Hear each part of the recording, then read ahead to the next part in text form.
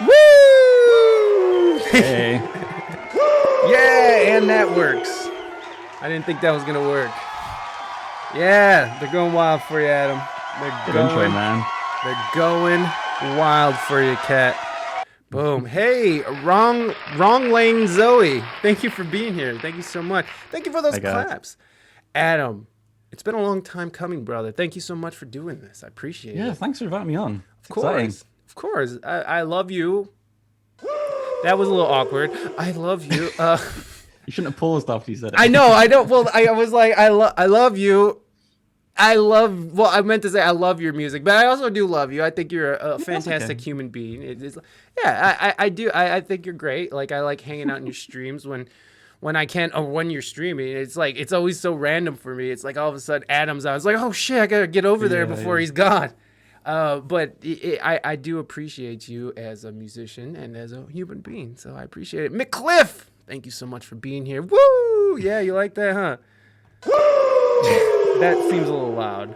I forgot to turn that down, everybody. I know that's probably crippling people's ears, but that's okay. We're here now. Adam, how you been, man? What you been up to?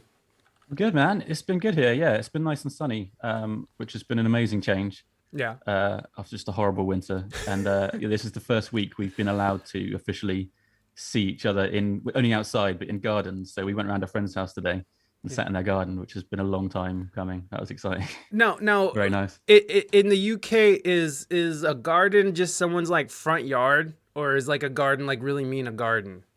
Well, it was a backyard in this case, but okay, so it's like a vegetables in it, so it's a garden. Oh, so it is. I just want to know. I'm again just the chubby guy in Ohio that only speaks English and kind of understands Spanish, but mostly the bad words. So it's okay, great. So you were able to hang out and have a good time. How was it? Was it weird? Did you have any was it weird feeling at all? Like, it felt really odd, yeah. Just so long of not being able to do that. It did feel a bit weird, but yeah, just having a couple of beers and our little boy running around and digging in the mud. It was nice. Oh, that is nice. So this is the kind of the start of that now. We've got a few other things going on Easter weekend, and then as things open up more and more, it'll get back to normal. Yeah. Nice. So have you guys been like really taking it seriously, the like isolation and the quarantine, and like really not talking to, not going outside unless you need to, all that? Yeah. Like really staying pretty strict to it? Yeah, pretty much. Wow. I mean, I've been working from home, like in my day job, and we've pretty much stuck to the rules. And a lot of people around us haven't. You see people in the supermarket, but I think that as a country, we've been taking it pretty seriously. Yeah. Probably not quickly enough, but yeah. And now it's been locked down fully for quite a while. Oh, thank you so much. Claire Must Kill. Thank you so much for raiding over with your party of 9. Claire Must Kill. Claire Must Kill. Claire Must Kill. Okay, Adam, I'm going to play the raid song just because, so please, I don't have to explain this to you since you are from within. That's my good friend Claire, who has just started streaming actually. Oh, wonderful. She's Claire, absolutely smashing it already. Oh my goodness, she's just about to hit affiliate. So wonderful. Everybody please go and give Claire a follow while I sing this song for you guys. I have a raid song and I have a hype train song, and they happen to be the same song. So and I'm pretty sure that Adam's been in my stream enough to know what's about to happen. So it's a good song. It is a good song. It's a solid song. It's a for legit song, bro. God, I'm such a douche. All right, here we go. All right. Thank you so much, Claire. This is for you and your lovely friends. Thank you so much for coming over and bringing your friends on over with you. Here we go. Let me see. Oh, this is not tuned. Oh, okay, great. Well, wow. I guess I could have did a little prep. Guess I could have did a little prep work here. I guess I could have took my stream a little more seriously. Well, that's way off. Should I make a bad joke about the tuning song? I almost did. I held off. This is one of my favorite songs. Yeah. This is written back in 1866. This is the tuning song. I just put new strings on this, so it's sounding pretty sexy right now. All right, here we go. Claire Must Kill. Oh my God. Here, this is for you. Oh, Moving Dutchman. Thank you so much. You're a gem, and I just love you. Thank you so much. This is for you, Moving Dutchman, and Claire, and for all the Raiders. Here we go. Also, this is for you. That's for Moving Dutchman as well. It's raining tacos from out of the sky. Taco. Oh my God. Okay, let's do that again. It's raining tacos from out of the sky. Tacos. No need to ask why. Just open your mouth and close your eyes. It's raining tacos. It's raining tacos. Out in the streets, tacos. All you can eat. Lettuce and shells, cheese and meat. It's raining tacos. Yum, yum, yummity yum. It's like a dream. Yum, yum, yum, yummity yum. More sour cream. It's raining tacos. Ooh, taco. Ooh, taco. Ooh, it's raining tacos. It's raining tacos. Out from out of the sky, tacos. No need to ask why. Just open your mouth and close your eyes. It's raining tacos. Whoa, whoa, whoa.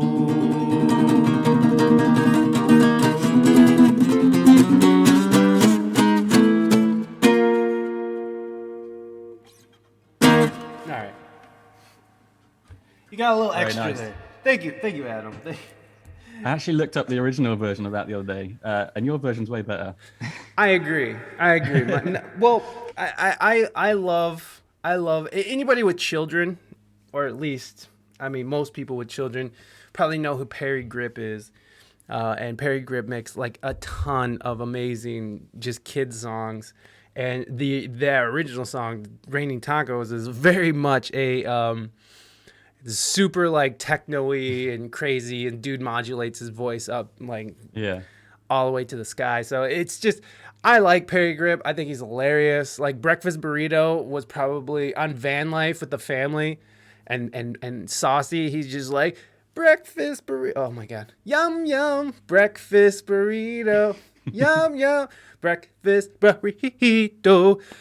Claire Must Kill, thank you so much for raiding over with your friends. Thank you so much, Moving Dutchman, for gifting a sub to Claire. And rinse out the proper? Yes, please do rinse out the proper. Puppet Princess, hey, what have you walked into? I don't know. Creative Rewrite, thank you so much for being here. My new favorite jam, dude. I'm with you. The most beautiful taco song I've ever heard.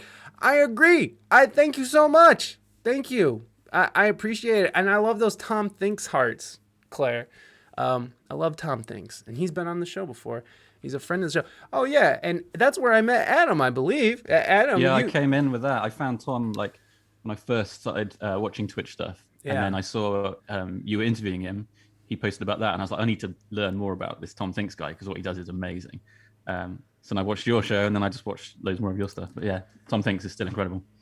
Yeah, he's an amazing artist, and he's like he's just like, I love that he can just go. You know what I mean? Like, and by just go, I mean like he can improvise, and just like he can go into an entire stream with nothing really prepared, and just have just a fucking masterpiece of amazing art and animation, and you're laughing and crying, and you don't really yell when Tom's He's doing like 15 things at once. He's like running the audio, he's reading chat, he's animating. It's mind-blowing. The way he controls everything, like he has just, it's crazy. I couldn't imagine. You like the new Woo? You like the new Woo Joker? I think it looks better with the new font.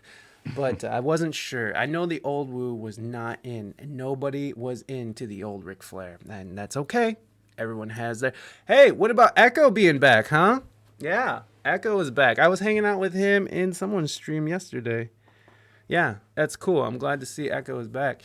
Anyways, we were talking about you're being let out of the cage over there in the UK, and you were hanging out with people. So it was weird, right? It was weird hanging out with friends and stuff. Like it's.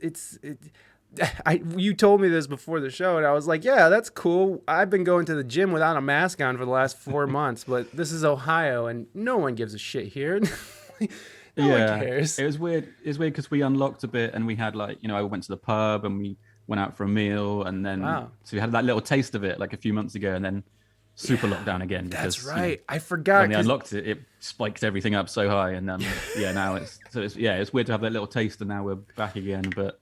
Summer's coming, and good time for stuff to be unlocking, and it's going to be a good summer, I think. What was up with? I heard something about the UK was having something to do with the vaccines. There was like blood clotting or something. Did you hear about that? I don't know. Oh, there was some. Yeah, there was some. They were taking about it might be dodgy, but then I think that's now they've cleared it and it's been investigated to be okay. Oh, okay. So no blood clots from the vaccine in the UK. No, I've been kind of gave up trying to follow the news that closely because it's all just so like it's so tough at the moment. It's not good for the mental health. So bro, I try not to like read Twitter all day. It's tough though. It was ridiculous. It's been ridiculous. It still is ridiculous. 7 UK recipients of Oxford jab reported dead after clotting. Jesus Lord. Further cases of rare blood clotting syndrome, including 7 deaths, have been reported among recipients of the Oxford AstraZeneca jab. So AstraZeneca, I think, is the actual name of the vaccine in the UK. Although experts say the numbers remain low and the benefits of the vaccine far outweigh the risks. So there you go. I mean, I just heard something about it. And I was like, oh God. And then I also heard something about like what is it? AstraZeneca. Oh, thank you very much, Mental. I need that. Because I don't speak English good, or I do speak English good. There, I don't know. I've lost track these days. The news is not good for mental health. It is not. But I was hearing these weird things about the UK, reports more blood clot. Like I'm looking at the 1 hour ago, here's what to know about the risk of blood clots in the AstraZeneca vaccine. So there you go. It obviously is still a situation, but I also heard that people with food allergies shouldn't be taking, like pregnant women shouldn't be taking some of these vaccines. The people with food allergies. It seems a little weird, but I don't know. How are you with the vaccine? Are you going to go get the vaccine? Yeah, for sure. I think I'm way down on the list. You're way down. That's fine by me. My mum's had it, a few other people in my family, but I'm way down.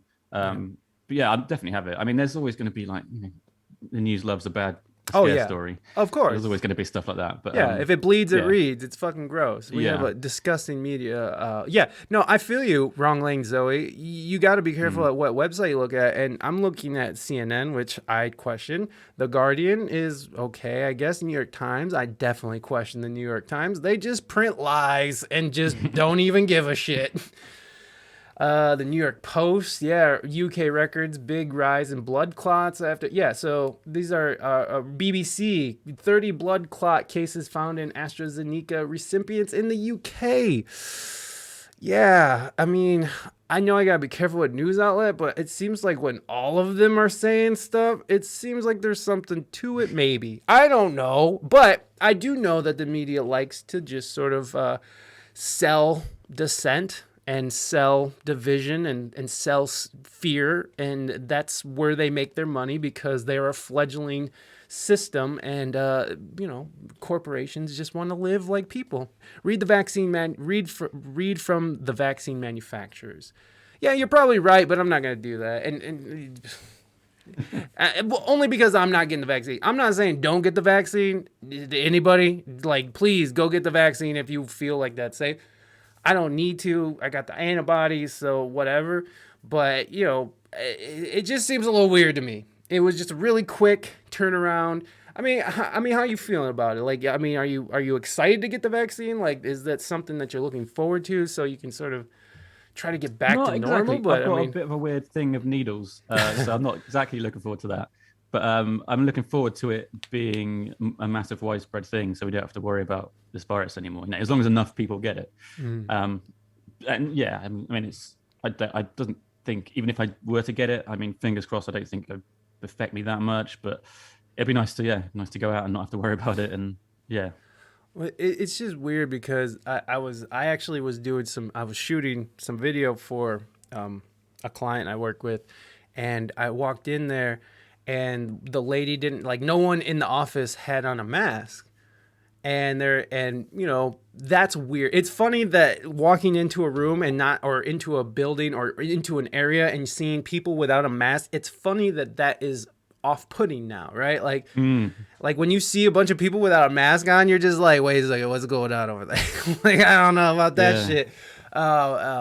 But like I was the lady that we were shooting with a camera, by the way, she was like, "Oh, don't worry about me. I got the vaccine." And I started like kind of chuckling, like kind of uncontrollably, just not like, ha, ha, ha, ha, but it was just like I did one of those. And she's like, I know. It just because I am immune, I got the vaccine doesn't mean that I can't spread the disease. And it's just like, right, but that's the interesting thing that the general public seems to be believing is that they can go get these shots and now I'm good. And it's like, and the reality is that you can still be contagious and you should still be wearing your mask and you still should probably be careful. It's just, I just feel like there's a breakdown in communication here. Like there's no, you know what I mean? Like there's a breakdown in yeah. communication. Like It's they're not not, the golden ticket, is it? It's not the magic. it's Okay, not, everything's fine now. It's yeah, no, it's not. And again, I'm not saying don't get it. I'm just saying read into this shit because it seems a little weird. Prevention is better than cure. I agree, and that's one thing that was really weird about this whole situation was that no one said anything about taking care of yourself or taking vitamins or getting healthy, staying active. I mean, in some countries you weren't allowed to leave your house. In some countries they welded you into your house. So it's just like a really weird situation. Like I'm going through a situation right now with my doctor where I have these stomach problems and they're not telling me to change my diet. They're just saying, well, let's try more pills and more of this. I was like, well, do you think if I change my diet, they're like, possibly. And, they're scientists, doctor, whatever. And I understand you need the facts and you need the evidence, but there has just been no sort of communication about take care of yourself, be healthy. You know what I mean? Like, I don't know. Like I saw the CDC did say something real quickly once, but it was, so you're going to get the shot and then you're going to go out and start partying, huh? yeah. It'd be nice to get 5G on my phone once I get my shots. Like I think that's what happens, isn't it? Yeah, I think Bill so. Gates gives you 5G. Yeah, as soon as you get it, yeah, exactly. They put in micro technology into your arm so Yes, now we are all Wi-Fi connectors. Do they make money from medication in the U.S.?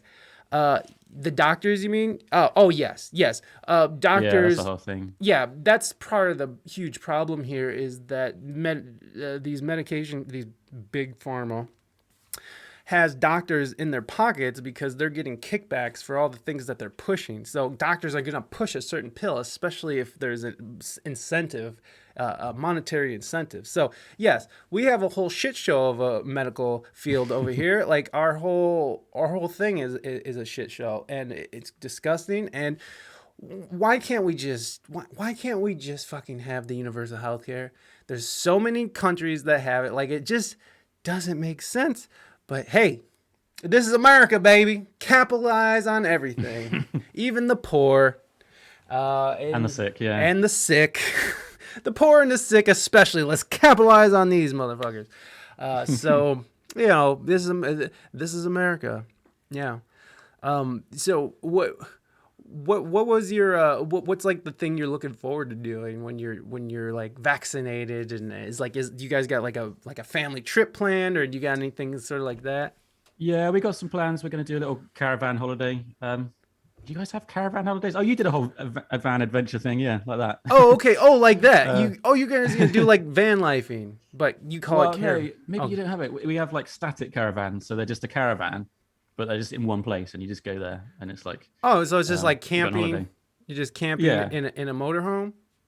yeah, sort of. So we're That's going to do a bit of that down in Devon, which is like the south of the UK, and I'm looking forward to like just having some beers in a pub garden and going to some gigs. That'd be good. yeah, Yeah, there's a few things. yeah. What is there any like has there been any like tours or bands planning to come through over the year? Like have they booked any like upcoming shows coming that you're looking forward to, or is it still pretty dead over there for future gigs and future shows? I've started seeing like on Facebook and stuff like adverts popping up now, like this gig being booked in, which feels weird because there's just nothing of that for like a year, and now Right. suddenly it's like being invited to events again. Yeah. So that's quite that's strange. We were gonna go see a guy called Daddy Freyr, who's Icelandic. He was the Icelandic entrant for Eurovision Oh, nice. last year, which got cancelled. His song was incredible. He's worth checking out, actually. He's really fun. What's And his he name? was doing a gig. It's supposed to be like last year, and then they moved it to March, which had just gone. So that didn't happen. Obviously, they've moved it to the end of the year, but I'm not sure if we can go anymore. But yeah, that was a bit of a bummer. But he's good fun. What's his name again? Right, it's Icelandic, so I think I'm pronouncing it right. It's Daddy Freyr. It's Dadi, but then it's got like one of those weird squiggles on the A. Oh yeah. I don't know how you pronounce that. And then Freyr, I think. He's a lot of fun. He's not your typical Eurovision contestant. He does like all his own stuff, and he's plays with synthesizers, and he's quite silly. And yeah, that's kind of my kind of jam. I'm with it. Like, are you familiar with like Mark Riboulet, or I think that's how you say it, Riboulet? Yeah, It's yeah. like I love that combination of like incredible talent, but yes, really silly with it. Like, don't take yes, yourself seriously. Like, I do yeah, too. it's my favorite.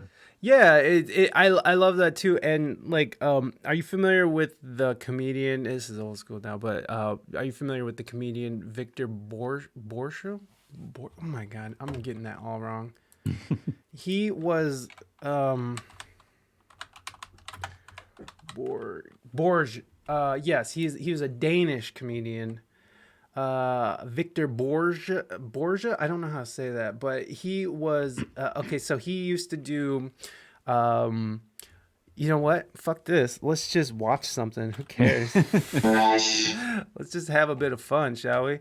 So like he used to do stuff like this. Hopefully we don't get DCMA'd for this. There you go. Oh, really old school. Okay.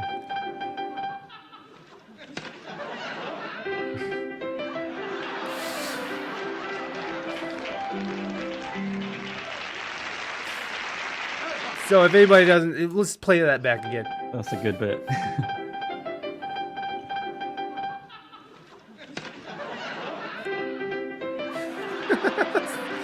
So stupid, but it's amazing.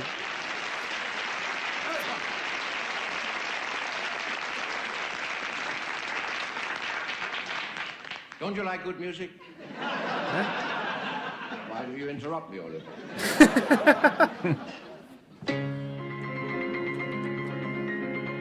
But you can just see this. Oh, well, you can just tell that this guy has a massive amount of talent. Transposing.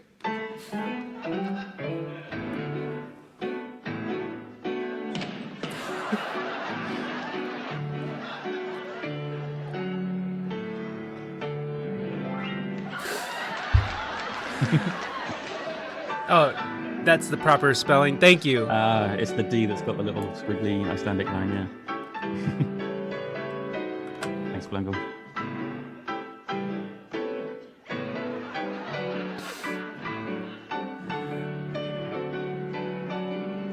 It's like what is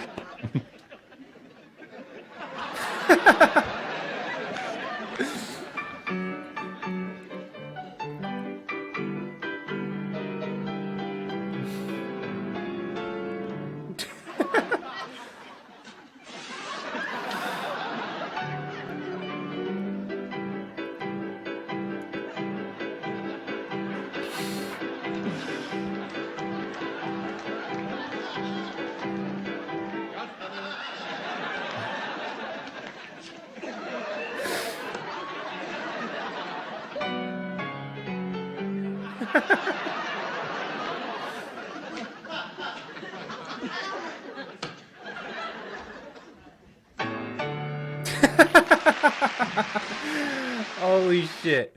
That's So, good stuff. but yeah, that idea of just being insanely talented and just using it for to make people laugh in that way, I absolutely love that. I think it's just Yeah.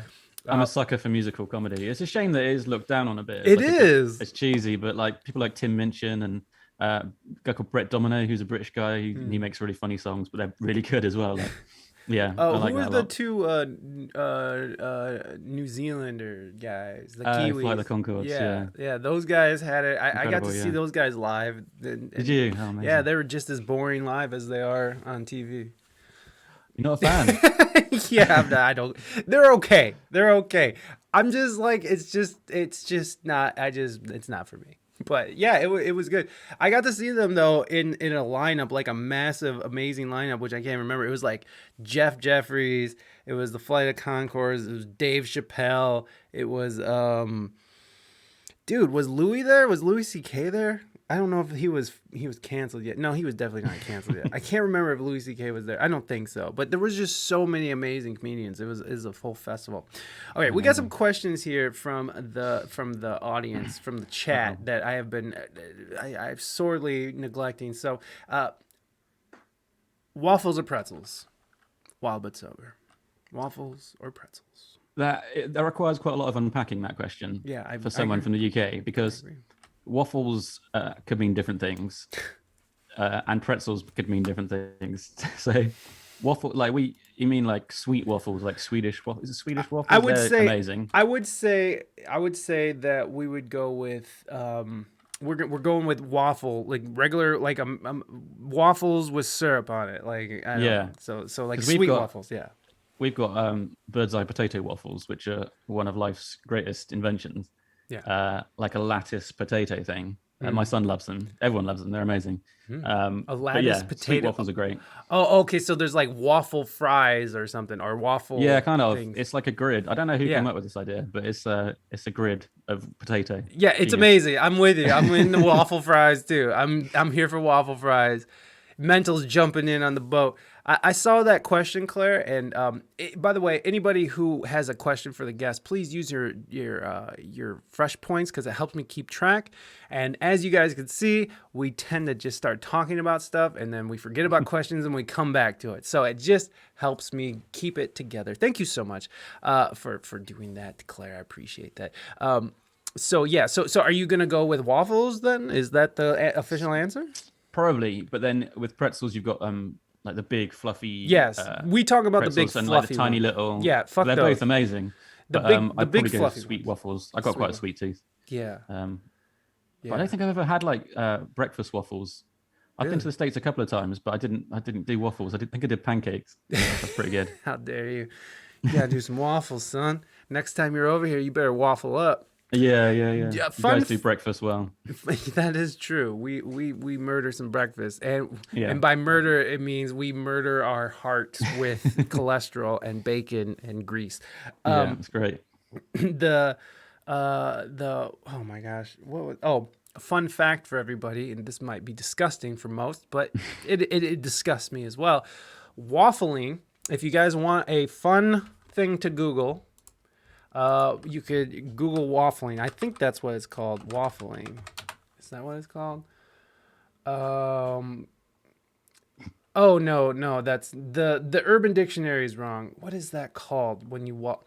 You remember what it's called? Yeah, shake my damn head. Oh well. Anyways, waffle. When you waffle, is when you take.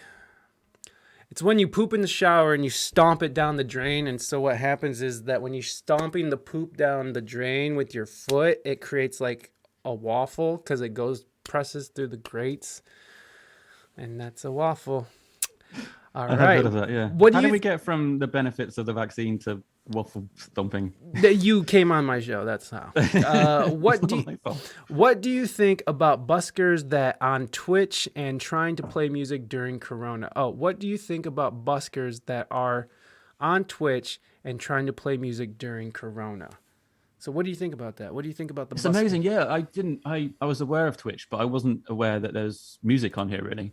Um, and that blew my mind. It's absolute genius. And obviously, people were doing live stream stuff as soon as Corona hit, because either just because they're bored or to make up for like lost income. But Twitch seems like the one, because it's so all the community stuff is so good, and people seem to actually be able to make money off it, which is amazing.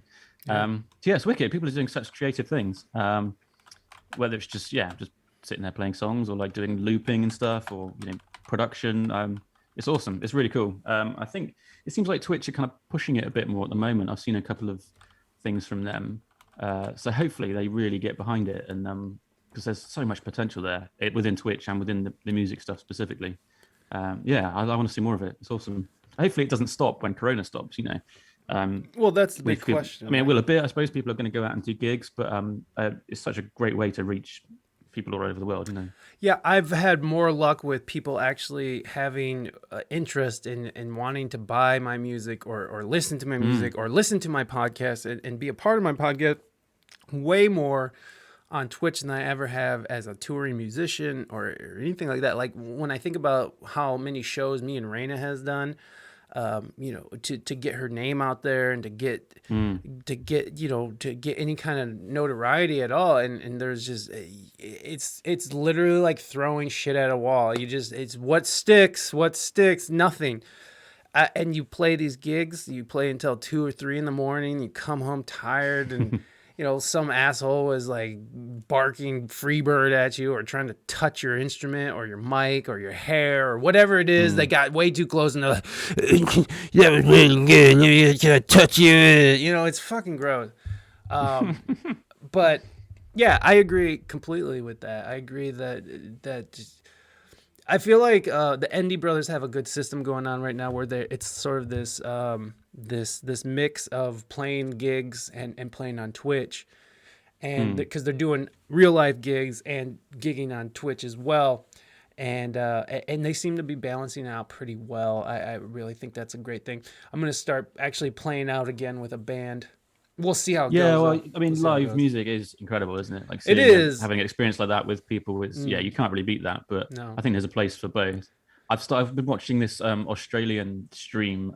He's like a synthwave DJ, which I love. And it started off as an actual nightclub in Melbourne, I think. And then since Corona, they couldn't do that, so they went onto Twitch. And they've been doing like every Friday they do like a set, and it's a lot of fun. Like again, just a fun community and good tunes. And they've since opened up, so they're starting to do live shows again, which has been mad to see. But they've actually done their live shows and streamed it on Twitch with like the Twitch chat on a big projector screen in the background, which has been wicked. So like dope. That's so much fun. Wait a second, who is this? It's called Laser Highway. Laser Highway. Oh my god, that is amazing. Because I was thinking about doing something like that, and someone was telling me that they had. Oh, Indie Brothers were saying I think it would be really cool to have like a Twitch type setup at a live gig, where people can actually interact and chat. And like while you're playing live and you can interact and they're talking into the microphone and have like they want to bring out like a big TV so they could see the chat and stuff. And I thought that was such a good idea. And I was honestly thinking about streaming the live gigs too, but I'm trying to think how I can do it so I can interact and it's not boring for people, because I love, like, there's some streamers that I really love, but as soon as they start streaming their live gigs, it's just like, okay, this is not what I want. Sure. But, mad respect to people who can sort of keep it going. Yeah, exactly, Mental. Is like you and Wild But Sober are in India watching. Like, when's the last time that any of my music or Reina's music or my podcast has been... Well, my podcast does get downloaded in India, by the way, but maybe it's you guys. But no, but I mean, my podcast has had sort of a worldwide appeal this whole time, but I think that's only because the name of the title of the show. So I think that at the beginning I started getting a lot of people who wanted like help with English lessons. It's like I would get emails. It's like, can you help me with my English? And I'm just like, sure. This is not that kind of show, but hey, you're talking to me, so I'm happy that you're talking to me. Yeah, that's not how plumbing works. Yeah, I know. I know that's not how plumbing works. It's gross. Tea or coffee? Tea or coffee? I don't really drink hot drinks, and whenever I say that in this country, people are absolutely shocked. Yeah, I'm shocked. I can't I believe do this. want to start drinking coffee because, you know, as a dad, you're tired all the time. So that's I a do struggle. want to start. It's like picking up smoking, like in middle age. It's like I think I want to start smoking now. Let's start jumping into this boat. It tastes really bad. Like, Yeah, coffee. it's Well, gross. I love coffee. I love tea. I love both of them. I do not care for Earl Grey all that much. Sorry to hurt your guys' feelings over there. It's not the best tea I've ever had in my life. I do like my traditional medicinals. And I do like the flungle, however you say that. Look. It's not, okay. All right, I see how it is. Out in the street, they call it murder. We have butter tea I know, as well. I know, Flungo. I'm allowed to swear at him. That's okay.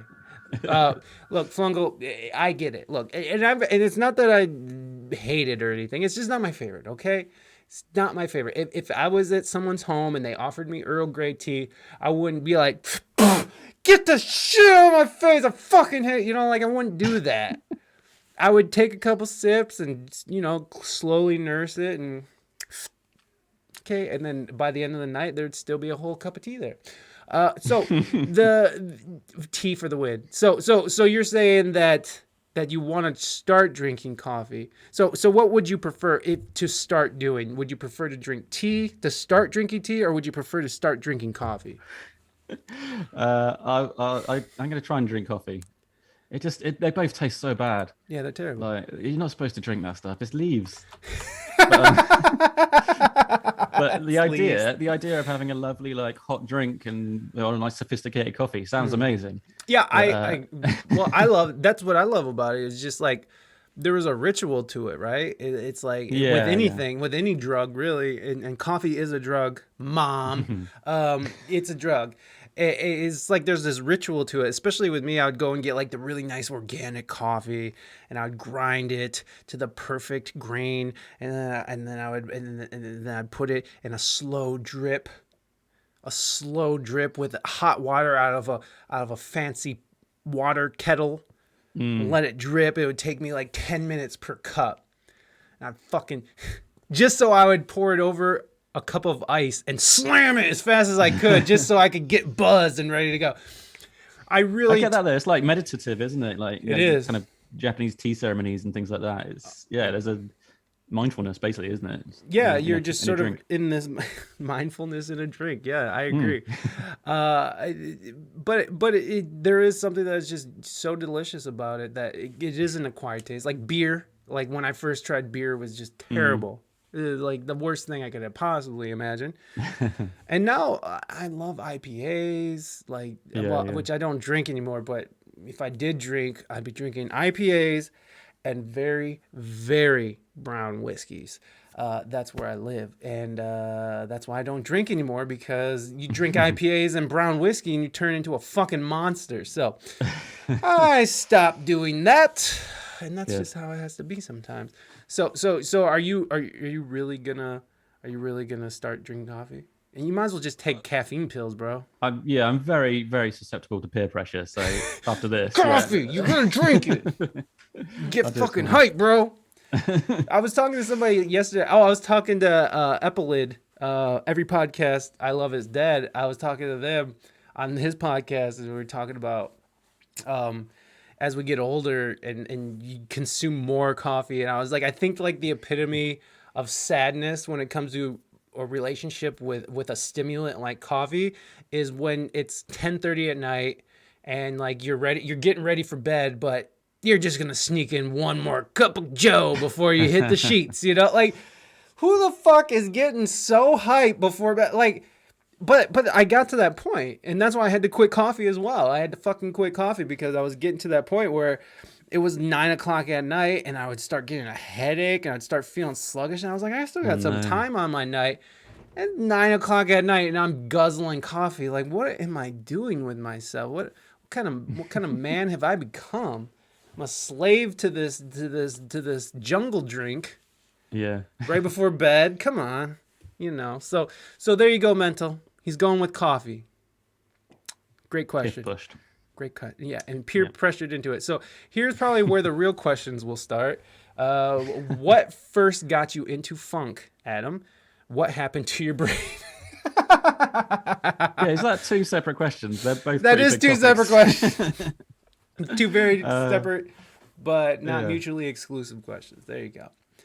Yeah, I think about that a lot actually, because it is weird. Like, I think it took me a long time to find the music that I really love. I do really love this music, old school, this funk and soul music and stuff like that. I kind of had music around me growing up. My mum was really musical. She was in like musical theatre and stuff. Oh, sweet. So I spent a lot of time like watching her do rehearsals and things. So I've got kind of that influence. And then there was like CDs around the house, stuff like Huey Lewis and the News, which I still love, and other stuff like Meatloaf, which is different.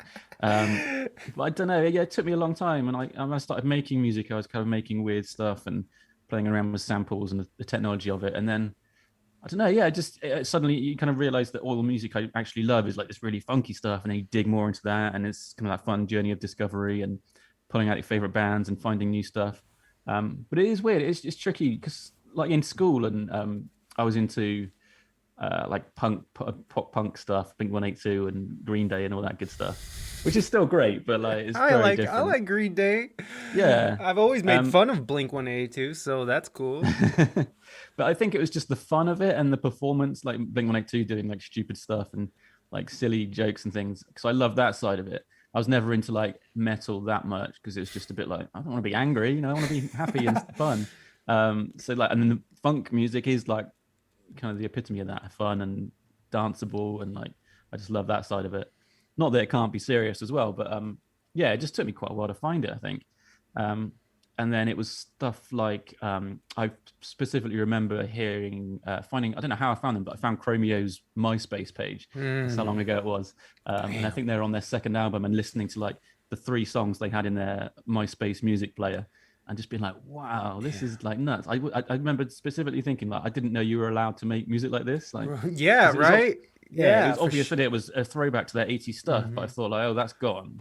Like, but right. I was like, hey, I didn't realize you could make this. And then I've kind of been chasing that sort of sound since then, really, like all that 80s stuff, and then getting into Prince way too late, but getting into Prince and falling in love with Prince, and then like just chasing that sort of sound. And I don't know what it is really. It's just the fun and the danceable factor, and it's just fun music, isn't it? Yeah, and for me personally, funk is like where I want to live forever as a musician, as someone who plays music. That's the type of music I like to play the most. And there's so much syncopation to it. There's so much you can do with it. Like when you can like put all the percussion on it you want. You can like, there's just so much you could do with it. And it's just so energetic, and it's fun to play. It's just because fun. it is just like the ultimate music, really, because it's just all about rhythm, and like music started with rhythm, and it's just powerful, and like there's syncopated rhythms and stuff, and music started with like people just banging on drums and things, and it's just takes you back to that in a way. It's like primal. Yeah, what was like your first? So it was Chromia who sort of introduced you to the throwback and into the like old school funk and stuff. Sort of. I think that was when I realized that I could make music like that, because it was like synthesizers and drum machines and things. It's like, oh yeah, I can have access to that. Like I've got some free plugins and stuff. I can kind of make those sounds. But then before that it was like James Brown and all the classic stuff. And coming up from like soul and Motown and but we're getting into like the electronic side of it, which is what I love now. The 80s synth funk. It's kind of it for me. So just those weird sounds. I feel good. Yeah, indeed. Yeah, no, I think exactly. I think James Brown was my first taste of it. It's just like what song was it? It was like get up, get on up, get on the scene, get on up like a sex machine. It was like I heard Sex Machine, and I remember like whatever this is and whoever this is like, I just want this to be playing forever. Yeah. Brothers and sisters, I want to get up and do my thing. Moving, grooving. Dude, it's just amazing. It's amazing, right? Like it's just like Like I wish we could play it right now. Like I know that would get a strikeout. It's like it's such a good song, and and to think like James Brown was like James Brown and his band, the JBs, they were the ones who like really put that together, like put that syncopation together, that just having these crazy drum beats, these now what people consider like hip hop break beats, but like back then it was just something completely different and new. And like dance music as well, the idea of just like taking one groove and looping it and playing it like for 10 minutes, like, and that's amazing, and you just get into it. Like that's just dance music now, but that was really a thing back before then. Yeah, I mean, because like you would have songs, they would put out like an album, and then they would put out singles where they would just extend the dance part.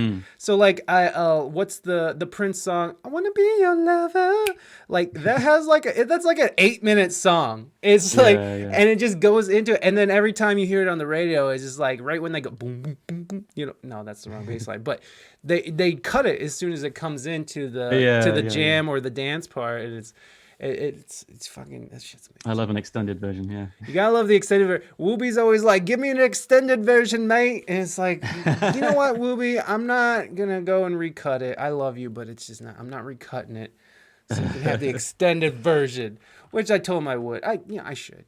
I'm just such an asshole. It's literally just finding time to do anything. How do you find time to do shit, man? You're a father, you have a full-time job, and you're trying to stream and be a musician. Like, how do you manage your time? I don't feel like I do, really. It's hard. It's really tough. It's like squeezing it in. Like I do the Shed of Funk thing every fortnight, which is about as much as I can manage in terms of like putting the music together, because I pre-plan the set list and stuff. So that takes a while, and you have to kind of wait for new music to come out. I like to play a lot of new stuff, and I've been trying to fit in more streams. It's been very sporadic. I do like bits and pieces of like production stuff. I'm trying to do more at the moment, but yeah, it's tough. It's super busy, and especially like pandemic times, like working from home when like your kid's there, and that's like tough in itself. But yeah, it is really tough, because I do feel like I have like, I think everyone who's creative has lots of that creative energy that they want to put into projects and things, and it can be a bit frustrating when you can't do it all. But that's kind of why I started the Shed thing. Really, it started off as just a recorded show that I would put out on Mixcloud, just audio only, just as an excuse to like scratch a creative itch, really, and put something out into the world. And it kind of evolved from there. But yeah, it's tough. I'm hopefully going to be doing a bit more streaming soon, because it is a lot of fun. Yeah, I agree. No, I want to stream more, but I share a rig with someone who is much better at streaming than me. So soon to be partner Reina. Soon to be partner Reina, who is a beautiful mod, and very appreciative of her for her time and effort. Oh yeah, we just did that. So do you want to address what happened to your brain, or do you want to move on? It's probably a long conversation now. We'll just move on. This is from Wrong Lane Zoe. Hey Adam, what's your most favorite piece of musical kit? Like a piece of musical gear or something? I'm guessing that's what. Piece that I own or piece that I would love, because I don't have both. Much really. I want to know both.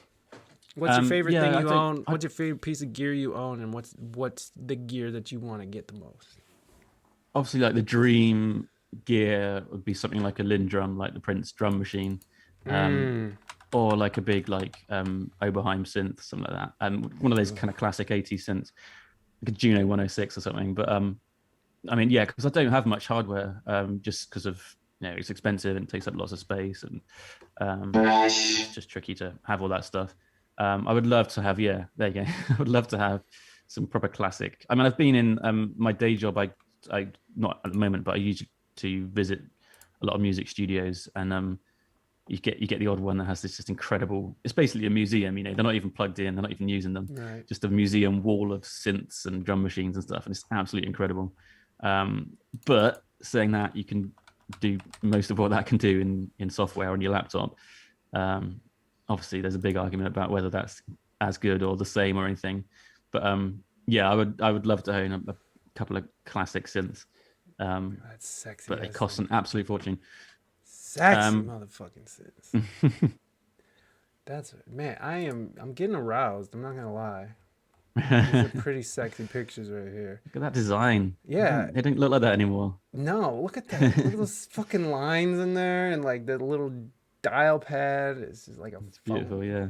Yeah, what the fuck, man? Yeah, what do you think? How do you feel about that? Do you feel like, I mean, obviously, as someone who's put out music using digital, plugins and stuff like that, what's your opinion on that? Do you think would you be more legitimate as an artist with this gear if you had the old school gear? I think so. I don't, in terms of sound, like at the moment, like there's some incredible recreations of old gear that sounds pretty much exactly the same. People might disagree with that, but then you can just make any sound you want these days, Hardware is incredible. If it sparks that inspiration and that imagination, getting your hands on something physical and playing with it and pushing those big chunky buttons, like that's a huge thing, and how that feels. But doesn't necessarily mean it's going to make it sound better, I don't think. But then, I don't have the means to have all that stuff, so I'm going to use the software and I'm going to play with samples and I'm going to download free synths and do stuff with that, and you can do just as much with that. And yeah, there's a lot of snobbery in terms of gear, in music tech, but it's like it's basically fine. It's what you make with it, Probably some of the best producers in the world probably use free synths and they don't care. Oh, dude, I've talked to some of the top producers, and they're just drum packed. Whatever gets the job done. Yeah. It's like, I don't care. I'm a moving Dutchman. You just love the Baby Yoda interview. All right, let me get through a couple more questions, moving Dutchman, and then I'll get to that. I want to be fair with our points here. So what's the favorite bit of gear that you have that you own? My favorite thing in terms of most fun is my talk box, which is just so cool. You're so good at it too. Like I bought one and like I really thought I was gonna be doing some really dope shit. Like, yeah, I'm just gonna be the next Zap, and now I'm just like, slobber's coming out of my mouth. Yeah, I'm just like, I hate it. And I sold it and got an electric drum set. So fuck it's got fuck you, voice box. You can eat shit at Guitar Center. You should have been easier to play. Talk about. Well, I held off for ages on buying that because I really wanted one because I love the sound of it. Chromio obviously, and all that stuff. And I held off on ages because I don't want to get a talk box because then I'll just sound like Chromio and I don't want to copy them. But then it's like, well, every person who's picking up acoustic guitar, are they like going to sound like Bob Dylan? Like, maybe it doesn't matter if they do. Like, you got to build on what other people have done, and if it sounds like Chromio, that's fine. Like, maybe there's room for more than one talkbox band, and and recently there's loads of people using it as their main thing or just as a fun little thing in songs, and it's so flexible, and it's just so much fun. It really gives you that when you're using soft synths and all these digital and pressing buttons on your laptop, it allows you to really get some organic stuff in there and really play with it and mangle that sound around, which is it's just so much fun. Yeah, I agree, and I like that you're like, it's a nice touch to bring like an organic and your voice into it, like when you're using all this software that for sounds and stuff, it's nice to have that integration in there. And I used to find it so hard to integrate like digital and real instruments, but for whatever reason, it was probably just lack of experience. But it was just such a challenge for me to get the mix down and stuff. Like I see you mixing stuff. Do you mix and master your own stuff, or do you shop that out? No, I do.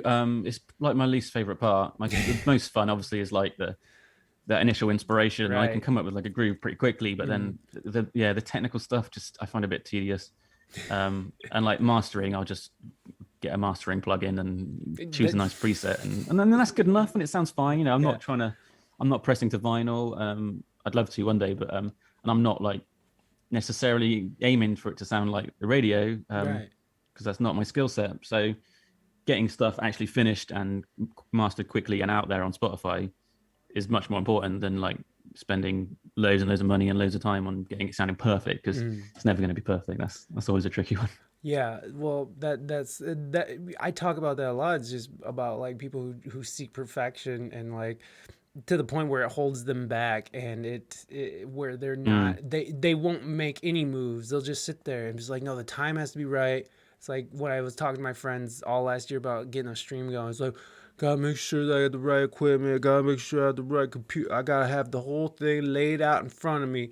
So when I walk into it, it's just like, it's go, and it's perfect. And it's like, well, first of all, streaming, and when you begin streaming, it is far from perfect. It's like, it's maddening. And like, I'm surprised more people are even trying to do it, because it's a fucking, it's a psychotic venture. It really is. Yeah, it's a fucking nightmare.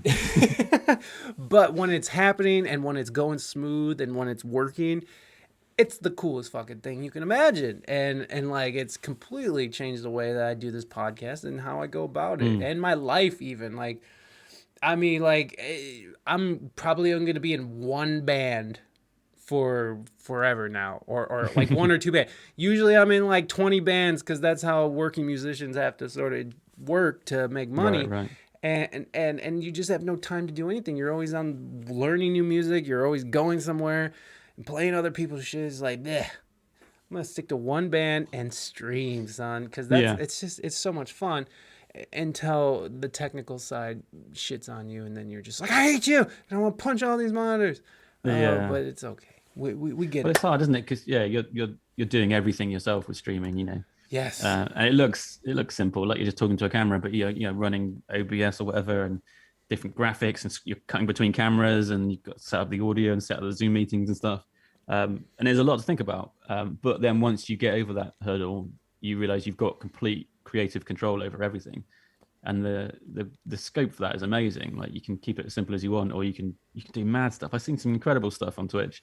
I mean, Tom Thinks, I think, is a great stuff example. like that. He's absolutely bonkers, and people doing like mad shows. There's a guy called Jay Tremor who does a morning show, and he doesn't play games and do anything. He just chats, and he's got mad, like the other day he was riding around on a giant crab, and like just totally bonkers stuff. And I think that the surface of that is just being scratched. Like, I think there's going to be some incredible stuff in live streaming once it picks off and the technology improves and makes things easier to do. The scope for like interactive live experiences is absolutely bonkers. I think I'm quite excited by it. Where do you think it's gonna go? How far do you think that we'll be able to take it? I think, well, I don't know if it'll be Twitch, because Twitch is amazing, and the stuff like the way the audience can interact with bits and channel points and that stuff is incredible. But it sucks that it's owned by Amazon, and it sucks that it doesn't pay creators that much. It's like 50%. Yeah, which isn't enough. But like, and they don't market, like you alluded to it earlier. Like you were saying that you saw a little bit of Twitch advertising somewhere, but they really don't market. And a platform that gets more views than primetime television on the daily. You would think that people would be like, we should really be pushing this. Like, this is real. Especially over this last year when it's grown by 1,000% or some crazy shit. It's crazy that to think that they're just sitting there, like sitting on this, I think, potential gold mine, and like the next sort of evolution of a YouTube. And they're just sort of just sitting on it. Yeah, 50%, exactly, 50%. It's like half of that sub money goes right into Jeff Bezos' pocket. And, it's not great. Y'all know how I feel about Jeff Bezos. Well, maybe some of y'all don't. But it's like it is a kind of icky. It is kind of icky. But I mean, I really do love it. So what do you think? I mean, if it's not in Twitch, what do you think, and where do you think it's gonna go? I mean, and I don't know how much you've thought about it, but it seems like you thought about it a little bit. The internet's always been like that. Like, all the fun stuff happens in the early stages, and it's kind of the Wild West, and like, people can do pretty much whatever they want on Twitch. Like, there's terms of service, obviously, but people can talk about what they want. They can do whatever graphics they want, and it can be an absolute mess. Like, I've seen some streams that just look terrible, but they're doing it anyway. It doesn't matter. And you see some streams that are incredible. If you've seen Dandy Does It, you must have seen her channel. She's it's just this like mad science fiction interactive dance art show. It's completely brilliant. No, I haven't seen Dandy Does It. Yeah, that's worth checking out. I haven't watched it in a while because it's US, and she streams like when I'm asleep, but sometimes I catch up on it. I think she took a break to like work on all the tech and stuff, and it's just absolutely mad. Stuff like that, these kind of art experiences and just completely breaking what Twitch is supposed to be for is wicked. But then it might, once people do get the hang of it and companies start getting in and loads more sponsorship and stuff, it'll probably sterilize it and it will become boring. And people are already complaining about Twitch is doing certain things, and something else will probably pop up, and there'll be a new Twitch that people might go to. I mean, at the moment, I'm worried about the DJ side of it because there's the Shed of Funk. I play, copyright music, and you're definitely not allowed to do that on Twitch. It says in the terms very clearly. Yeah. But loads of people do it. There's loads of partners that do that. There's loads of big DJs that are just doing that. So it's like they're endorsing that and they're saying that's cool. Yeah. But they might, anytime they could just crack down on that and go, no more. If you play that, you're banned. Well, apparently, which I found out from actually Reina, she watched the town halls that Twitch puts on, and they were talking about DCMA, and some of these bigger DJs have actually licenses to play music like that. Right. So some of these bigger DJs who I guess can afford this, I don't even know anything about this license. I mean, I want to know about this. Like, what license do you get? What license do I need so I can play fucking Sex Machine on my stream? What do I need? How much does that cost? How much does it cost to have fucking some Al Green jamming in the back? That's what I want to know. I'm over the fucking lo-fi mix on YouTube and Spotify. Let's get some fucking Isley Brothers or something popping. But it sucks, because the artist, the music that I'm playing, artists should absolutely get paid for that. And I try to, if it's smaller artists, go on Bandcamp and buy it and stuff. But I feel a bit dodgy about that, playing music and artists not getting compensated, because they should do, and that should be a system in place for that to work. Whether that'll happen, I'm not sure. Mixcloud seems to be doing it. I haven't seen any Mixcloud, but they do live audio and video stuff, and they seem to have nailed it. And all their promotion at the moment is about the fact that you can play tunes on it, and they will compensate the artists and they will compensate the DJs and stuff. So they seem to have done it. But hopefully that'll get sorted out, because it may be that Twitch cracks down on it, and then I have to do that show on Mixcloud, and I'll still stay on Twitch for other stuff. But it's a weird. It's still that weird Wild West phase of Twitch, I think, which is fun, but you just don't know what's going to happen. Right, and thank you, Mighty Mighty. Thank you so much for gifting that sub to Mad Pete. Thank you so much, Mighty Mighty. I appreciate that. That they do need to figure that out. They need to figure this shit out, because it's like it's just mixed messages. It's like all this stuff, all these like TOS things, like all these things you can't say now, and like, which again, I'm not gonna go back into this, but it's like the level of barriers and things that they're putting up for people, I don't know. It's a weird situation, and I realize, like you're saying, like artists do need to get paid for the music they put out there, and maybe we need our government to step in, or governments to step in, and redefine what it is, redefine how compensation is, and I don't know how it's going to be. I don't think corporations are going to take the initiative, and because they're just all about just getting that money and suing if they need to. So it's just something needs to be done to where we can redefine what buying and selling music is in the 21st century. Some of these laws that are in place were written, back in the day, especially, here I'm talking about in America, but some of these laws were written, back before the internet was even around, and then they sort of updated it, but that was like 20 years ago or something, Right. So nothing's been really updated with how fast technology has sort of moved past legislation. And so that's why we have so many gray areas. And then when you look at, yeah, laws are meant to be broken. I'm not opposed to breaking laws, but I am opposed to, getting your shit taken down and getting deplatformed because of these shoddy gray area TOS laws and rules that aren't backed by anything other than this corporate overlord. So it's like, Yeah. for me, it just needs to be a little bit more spelled out. It needs to be, very exact, I think, for a lot of people, because right now it's just this gray area where artists are getting screwed. These big corporations are getting a majority of this money, however they're siphoning it off, and it does seem to not be working in the favor of the artist, and that sort of needs to change. But I'm just the fat guy in Ohio who only speaks one language, so what am I gonna do? I don't know. But I was one of those assholes who was downloading music off Napster and all. Of course, yeah. I was one of those assholes who was doing it all wrong the whole time. So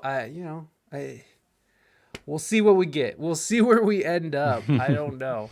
Gonna be interesting. It is gonna be interesting. I think it's gonna be like, I don't know how they're gonna do it. And when you look at like how here in America, how when Zuckerberg and Jack Dorsey were called in front of Congress, and you have these old farts who, nothing against older folks, fucking wise older folks, not our government wise older folks, because those guys are just, I don't know what happened. But you have these like old assholes who are asking these ridiculous questions, and they obviously don't know who they're even talking to. They don't know anything about technology and how this shit works. They have their Twitter, or they have their assistants, post stuff on their Twitter. But it's like there's this huge disconnect between technology and legislation and from the actual written word to the old ass people who are in charge of writing it. There is this big disconnect that is just, it's unsavory at best, at worst or at best. It's just not, it's not ideal. I just think that an overhaul does need to happen around here, especially here in the States. Why, thank you. A dude can't lurk, this beautiful mofo, and I get sub. Thank you. Oh, Mad Pete. What's up, baby? You're good. You could have stayed and lurk. I wouldn't have got you down. Mad Pete, can we get a shout out for Mad Pete? Mad Pete, talking about people who are doing really cool things on this platform. Mad Pete, he has like memes. Like he memes himself and like his whole body changes, and he has all kinds of crazy shit going on. Like Mad Pete, I think is definitely doing some interesting stuff with this platform. Thank you for that shout out, Reina Mystique. I appreciate it. Okay. Starter or dessert or both, you extravagant food floozy. And this is from Wrong Lane Zoe. Wrong Lane. Hey Zoe. Oh man, if it was now, like I'd love to go out for a meal and have everything. Have all the courses. I think I'm more of a starter person. I actually don't go for desserts that often if I'm going out. But I do like a sweet, but you're probably a savoury boy. There's some good ass starters around, aren't there? But if my mum was making it, then it would be a dessert because she makes amazing cakes, and she's coming around on Sunday, and she's like asking us what she should make for us. Ooh. I think she's doing some incredible cheesecakes. So I'm looking forward to that. I love sugar, but it doesn't love me. Favorite instrument to play on stage? Mental. That's a good question. Yeah, I haven't been on stage for ages. But it's like you can't beat a guitar. That's kind of why I picked up guitar and started learning it.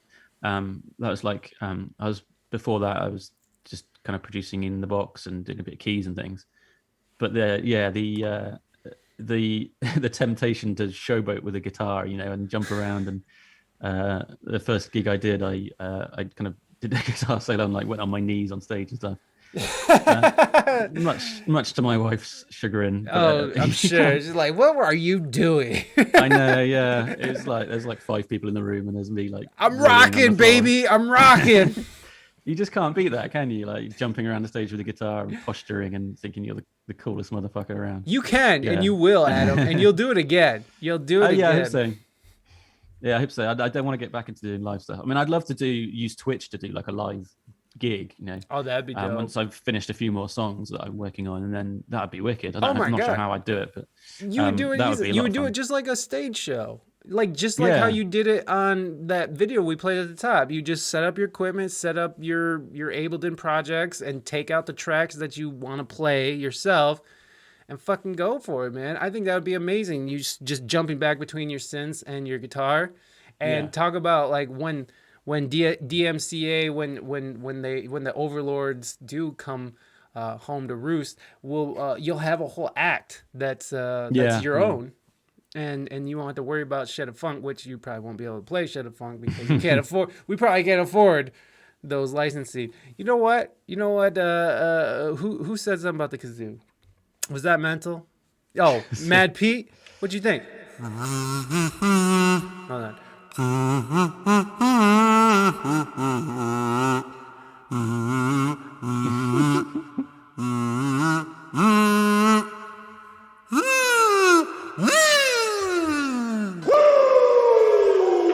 Haunting. It's a beautiful instrument. Haunting. It's haunting. It hits me in my soul. All right. What are Amazing. your long-term goals for the Shed of Funk on Twitch? So no, Claire. that's a goal. It's not to do like a live gig. It's definitely in the back of my mind. For the moment, I'm just really enjoying it, doing it every fortnight, and I mean, it's lovely to get a few more viewers. That's exciting. It's so hard to not. I don't know if you do it, but when you stream, just to keep your eye on like the viewer count and like, come on, let's get a few more. I mean, it just doesn't matter. I turn it off. I turn it off. That number is poison. I think I should. That number is poison. I turn that shit off. I don't look at it. I disregard it. It doesn't even exist in my mind, because if I start looking at it and I start seeing those numbers dropping, no matter what, it's gonna affect the way that I conduct this interview, the way that I interact with people, the way that I do anything. That number is gonna be looming over me, and I'm such a vain twat that I fucking will sit there and be like, why don't people love me? What did I say? Why don't people love me? We love you, Mike. Love me. But yeah, I think I might turn that off, because it's not good. But yeah, just to grow it a bit and keep streaming and meet other communities. That's been wicked. That's been completely unexpected as well. I kind of came to Twitch and first getting into it for the content, because there's some cool stuff, and you don't realize that you're actually like, you're making friends and you're getting involved in these like Discord communities, and like there's some people there, I call some friends, and it's like, even if they're just like playing some games or doing some music and stuff, it's really nice to have that community, because you can't go out at the moment and see people. So to be able to like just have a bit of company and have like Reina playing some ukulele songs with some chat going on, it's really nice. I agree. So that side of it's good. I want to get more involved in that, and do a bit more streaming, write some songs, finish some songs on stream. That'd be cool. And just keep buying loads more stupid shit for the shed, stupid fairy lights and cowbells and disco balls. Well, it's starting to warm up over there, so you won't be in the shed freezing and just trying to stay warm by the glowing light of your whiskey. You can actually fucking be warm out there. But even in summer, you need to have the leather jacket. That's the only requirement. Of course. Look at that. You like that, don't you? You That's like nice. that shit, don't I'm gonna have you? to get one of those. You like that shit, baby. You like that. So stupid. Okay, so that was from Claire. Thank you, Claire, for that wonderful question. Thanks, Claire. It looks like Baby Yoda is coming up here shortly, moving Dutchman, so don't go too far. What about Johnny Be Good? Mental ask. Was that about when we were talking about James Brown? I think. Yeah, incredible. That kind of stuff, that rock and roll, and it's just amazing, like tracing all that from like from like African music and then spirituals into like soul music, and it kind of splits up into like blues and jazz and rock and roll, and then that becomes funk. And I love thinking about that stuff and reading about it. It's wicked, and I love all that genre of music, really. Yeah, Johnny Be Good. I mean, even going back to like Robert Johnson, just like the old blues stuff, where like where it really began at the crossroads, baby. Selling Yeah, your yeah, soul yeah. to Satan to fucking play the blues. I mean, that's legendary. That's American lore. I love that shit so much. And For sure, yeah. just those. Now that's haunting. You want to talk about haunting? Yeah. Robert Johnson playing the blues is haunting. That It's like that incredible, yeah. he just it just what the fuck? What the fuck? Yeah, I no. once went through a breakup and I was being sad and I was googling like what is the saddest blues song and trying to listen to them all. Is just being super like indulging myself in being sad. But it's great. I recommend it. If you're feeling sad, just do that. It's wicked. Just dive in. Just go Yeah. with it.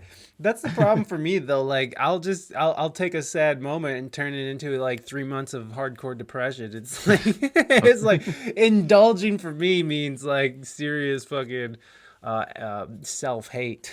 Yeah, you gotta But be careful with that. you do have to be careful. But there's nothing wrong with indulging in a little sadness and for a little bit, you know, as long as you know it's like feeling feelings are okay.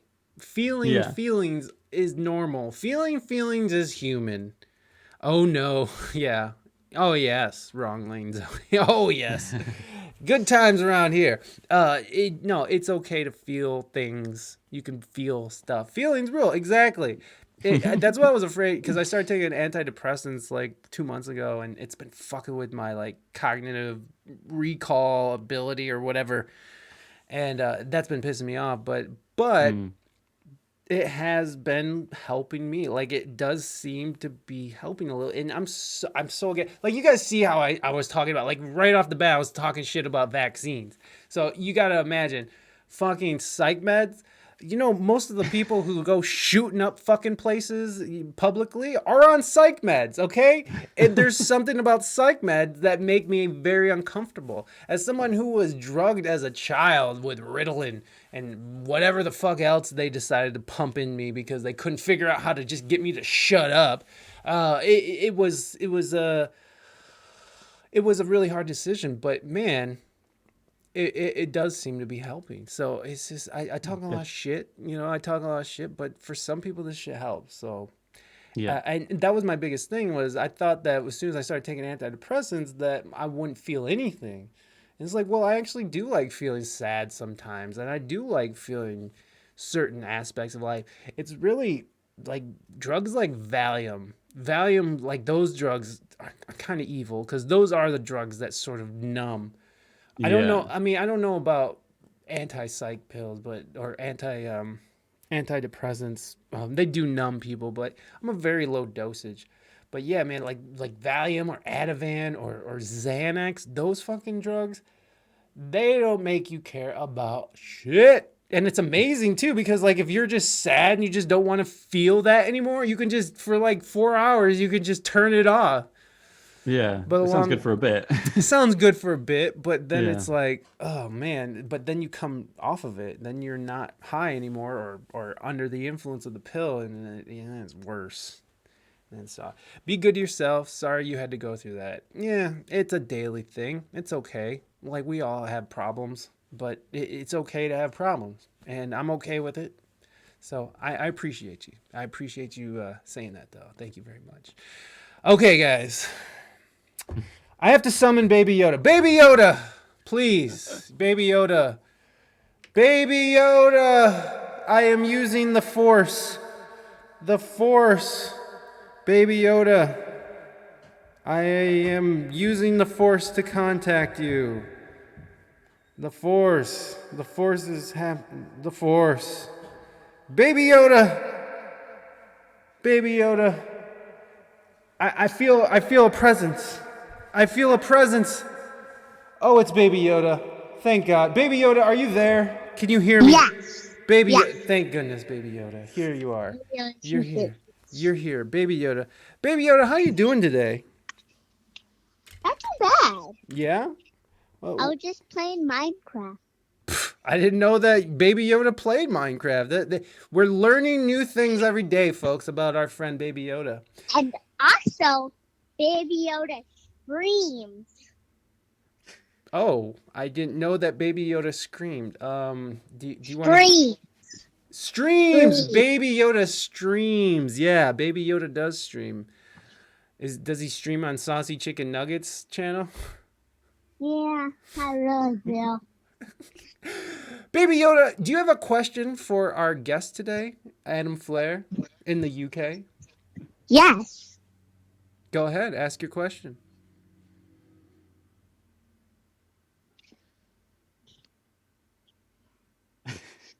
When's your birthday? Ooh, good question. When's your Good birthday? question, Baby Yoda. Adam I was Flair? hoping this is going to be a Minecraft question, but because I know about that. My birthday is October the 9th. There you go. October 9th. Yep. I can't really say October. Oh, there we go. It's okay. You're still developing, Baby Yoda. It's okay. We forgive you. We forgive you. Do you have a question about Minecraft for Adam? Because he knows about Minecraft. I do. Oh, Inside of Minecraft, there's a law that you should never go into creative mode and get all the good.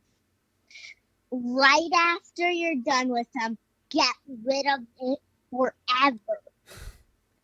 oh, okay. I see. That's not really a question. That's more of a suggestion. Do you have a question about it? Do you have a question Yes. about Minecraft that you would like to ask Adam? When was it created? Oh, when was Minecraft created? That's a good question. That is a good I remember question. playing it way early, like when it first came out, and it was like just a Java thing you downloaded. Right. And that would have been it's probably about 2009 or something. But it was very different. I remember playing it in work, and we were just just faffing about on a lunchtime. Didn't realize it turned into this massive phenomenon of lunch boxes and like every kid in the world having a Minecraft T-shirt and stuff. It's bonkers, but yeah, it must have been about then. Looks like the release date was around 2011. Yeah. So, Too early. but the trials were out in 2010. Something like I that. probably played it like a year after. Mad Pete already knew 19. Yeah, no. But I heard something about that it was created in the 90s as well. I've heard that before. Mental. I've heard that. But yeah, 2011 for the win. Mad Pete. All right. He has Google too, it seems. I googled. Just kidding. Yeah. Okay, Adam, do you have a question for Baby Yoda? Baby Yoda, what is the scariest mob in Minecraft? Ooh, the scariest mob in Minecraft? Like, to me, Yes, to Baby Yoda. What's the scariest? I got a way. One half makes me feel like I'm most scared of the Ender Dragon, but another half makes me super scared of the Wither. The Wither? Yeah, And then I'm scared of those two mobs. Mm. Because, dude, I'm so scared of those. But if I have to pick one, I would have to go with Ender Dragon. Well, I wasn't that scared when I first fighted him because I didn't know anything about it. I was in creative fighting. Mm. So, and my cousin helped me get there. I didn't know that much about Minecraft back then. All the way back then. That was a long time ago, huh? Well, So I got it. So it has to be the Wither because it depends on when you first fighted it. But now that I know more about the Ender Dragon, I'm more scared of it. Ah, yes. So if I have to pick one, I gotta go with Ender Dragon. Okay. Baby Yoda, thank you so answer. much for coming on the show again and spreading your wisdom and charm all over the place. I appreciate it. You have a wonderful rest of your day, Baby Yoda, and you be good out there, okay? Okay. All right. Bye. Peace out, brother. Bam! All right. Oh. Wow, that It's was in- the mystery. How was he doing that? That was a mystery. All It's right. interesting that Yoda doesn't develop his weird speech pattern until later in life, isn't it? He can like do proper sentences at the moment. Yeah, I mean, he can almost speak like a regular American. It's weird. It's weird. Thank you, Baby Yoda. I appreciate that. And that was for Moving Dutchman. Thank you, Moving Dutchman. I appreciate you, as always, asking and requesting the Baby Yoda interview. And then now we have another question from Claire Muskill. We have, what platform do you think will overtake Twitch? Oh yeah, because we were talking about this. We were talking about maybe it's not going to be Twitch in the future, but do you think there is a platform that could overtake Twitch? Yeah, I don't think it exists yet. There's not any like rivals to it. I mean, there's like obviously YouTube Live and Facebook Live and stuff like that, but there needs to be like kind of open source kind of democratized thing. You know, like all the first stuff on the web was just complete chaos. I mean, but Twitch has got some amazing features like the bits and emotes and all that stuff. Well, it seems silly, but it's an amazing way of engaging people. And the fact that people like subscribe to people is amazing. Like I actually got a payout from Twitch. Nice.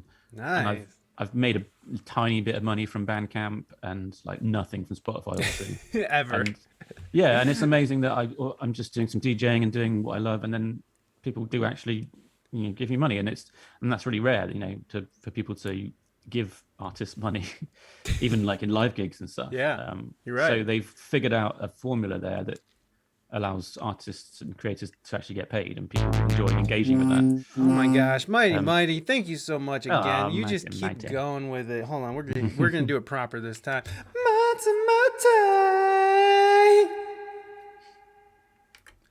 Thank you, Mighty, for doing that and gifting that sub to Wrong Lane and Zoe. That's right. We get not even a da. You get a da. Why is my CPU running so fucking much? That's ridiculous. That is ridiculous. Why is that happening? And I have dropped frames. Get the fuck out of here. What's going on here? See, He's probably trying to render all that CG for Baby Yoda. Yeah, I think so. I think the Baby Yoda broke my PC. Yeah, it happens. It happens. He used the Force, and it happened. So, yeah, I think that if Twitch doesn't get their shit together, I think you're right. I think something's gonna take over, and YouTube is already giving them a run for their money. I mean, I know several streamers, honestly, who use both platforms, and not as just restreaming, but use both platforms separately. What do you think about that restreaming thing? Did you ever try that, or would you ever even want to? No, I've seen some streamers do it, and it always just seems a bit messy. Like they've tried to like have comments from all the different places coming in, and I get it. You want to spread yourself around as much as possible, and if it's easy to do that, you might as well. But yeah, I probably wouldn't bother. Probably seems like a hassle. There's already enough hassle going on trying to stream. You don't need like extra things to worry about, really. Extra hassles. That's what we're looking for as streamers. We need extra hassles. Yeah. Anybody got any hassles? We're looking for some extra ones. It's against Twitch rules to stream at same exact time too. Yeah, yes, exactly. I think it actually is. Yeah. It is. It is against the rules, especially if you're affiliate. To do that. I saw some interesting videos in regards to not doing the affiliate and not taking it because of the restreaming rule. I've seen a few videos that make a pretty good case for restreaming and just sort of staying out of the affiliate program and push more towards, like donations and push more because you're eliminating your other I mean, when you think about Twitch is very popular for a select few people, but most people don't know what Twitch is. I tell people Twitch and they don't know what it is. They're fucking, norms. So like, it's like, I think that, their marketing needs to be much better. But when you think about it, if you do have a platform outside of Twitch, utilizing that to its fullest potential is not the worst idea, because you're trying to get new people to come over and sign up for a new platform. I'm talking about Twitch. Your friends, your family, your fans, you're like, come on over, sign up for a whole another thing. And then they Yeah. see Twitch, and there's bits, and there's alerts, and there's terminology they have no idea what it means. And it's like, what is even happening here? It's a very overwhelming platform for anybody kind of coming into it new. So, Sure, yeah. so I saw the point there where it's like, okay, it's really hard to sort of make a name on Twitch to begin with, even if you have a platform outside of it. It always boggles the mind when Questlove only has 80 people in his stream, yet Autopilot has like 4,000 people in his stream. Right. It's mind-boggling, but that's what's beautiful about this platform as well, is like everyone sort of, no one gets sort of a free ride. I mean, there are some people who can come into Twitch and have an audience, obviously, but Questlove don't. Little John didn't. Mike Shinoda actually had to build his audience from Linkin Park. So like these, it doesn't guarantee that when you come to this platform that it's going to be, right for you. So if you do have a whole other platform, you have other, like your YouTube pops off and your Facebook pops off, well, then maybe restreaming is right for you. If you're seeing that you can stream, you're restream and you're holding audiences and you're holding numbers and your analytics are looking good, then yeah, fuck Twitch. I mean, Twitch is just one of the many platforms, and they're all starting to incorporate money, and donations, and PayPal is worldwide. So I see the point if someone is coming to Twitch with a platform that's already built out, and they're not trying to start over and adhere to their like ridiculous rules about exclusivity to their platform. So to me, that rule is a little ridiculous, but I don't mind playing the game because I've found so much fun with Twitch. Out of YouTube and MySpace. I've streamed on MySpace. It's garbage, or not MySpace. Jesus Christ. Look at how old I am. Adam, look how old we are, Adam Flair UK.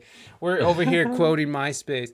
No, I've streamed on Facebook, and it sucks. I've streamed on YouTube, and it's just like a tire fire. I don't even know where to begin there. It's just like randos. Because anybody with a Gmail account has a YouTube username. Right. So your pool is way more vast, and you're way more likely and prone to get assholes in there.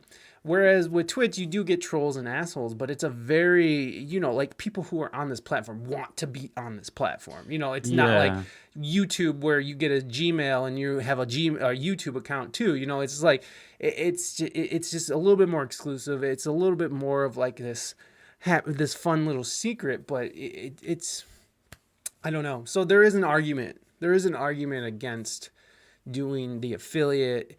When you're talking about partnership, that's a different thing because you can kind of negotiate partners. You can sort of negotiate more. You have more room to negotiate as a Twitch partner. So it might be more, it might work out in your best interest to become a Twitch partner. But again, whatever works for you. That's how I see it. It all leads back to like, real LM1 drum machines or the LM1 soft synth. It's like whatever gets the fucking job done, bro. Whatever gets you paid, whatever makes it happy. People who are assholes on Twitch want to be assholes. Yes, exactly. They really have to work for it. They're like, you really have to want to be an asshole. I've met some unaware ones, sadly. That is the fun about this platform, is that you do get unaware assholes who are just like, I don't know if they're on the fucking spectrum or if they're just fucking whatever it is. I'm not trying to clown on, spectrum-y people, but I'm just saying, like, you don't know who's using this. You don't know who's on the other side of this. Some people are just like very dry and very just reserved and they're on this platform, and you come into like a stream like Reina Mystique's where they're talking about moisture, they're talking about fucking, sexy things and people, they get weirded out by that. And as lefty of a platform this platform is, it seems like people are very conservative. They have very conservative values into what you can say and how you can behave on this platform as well.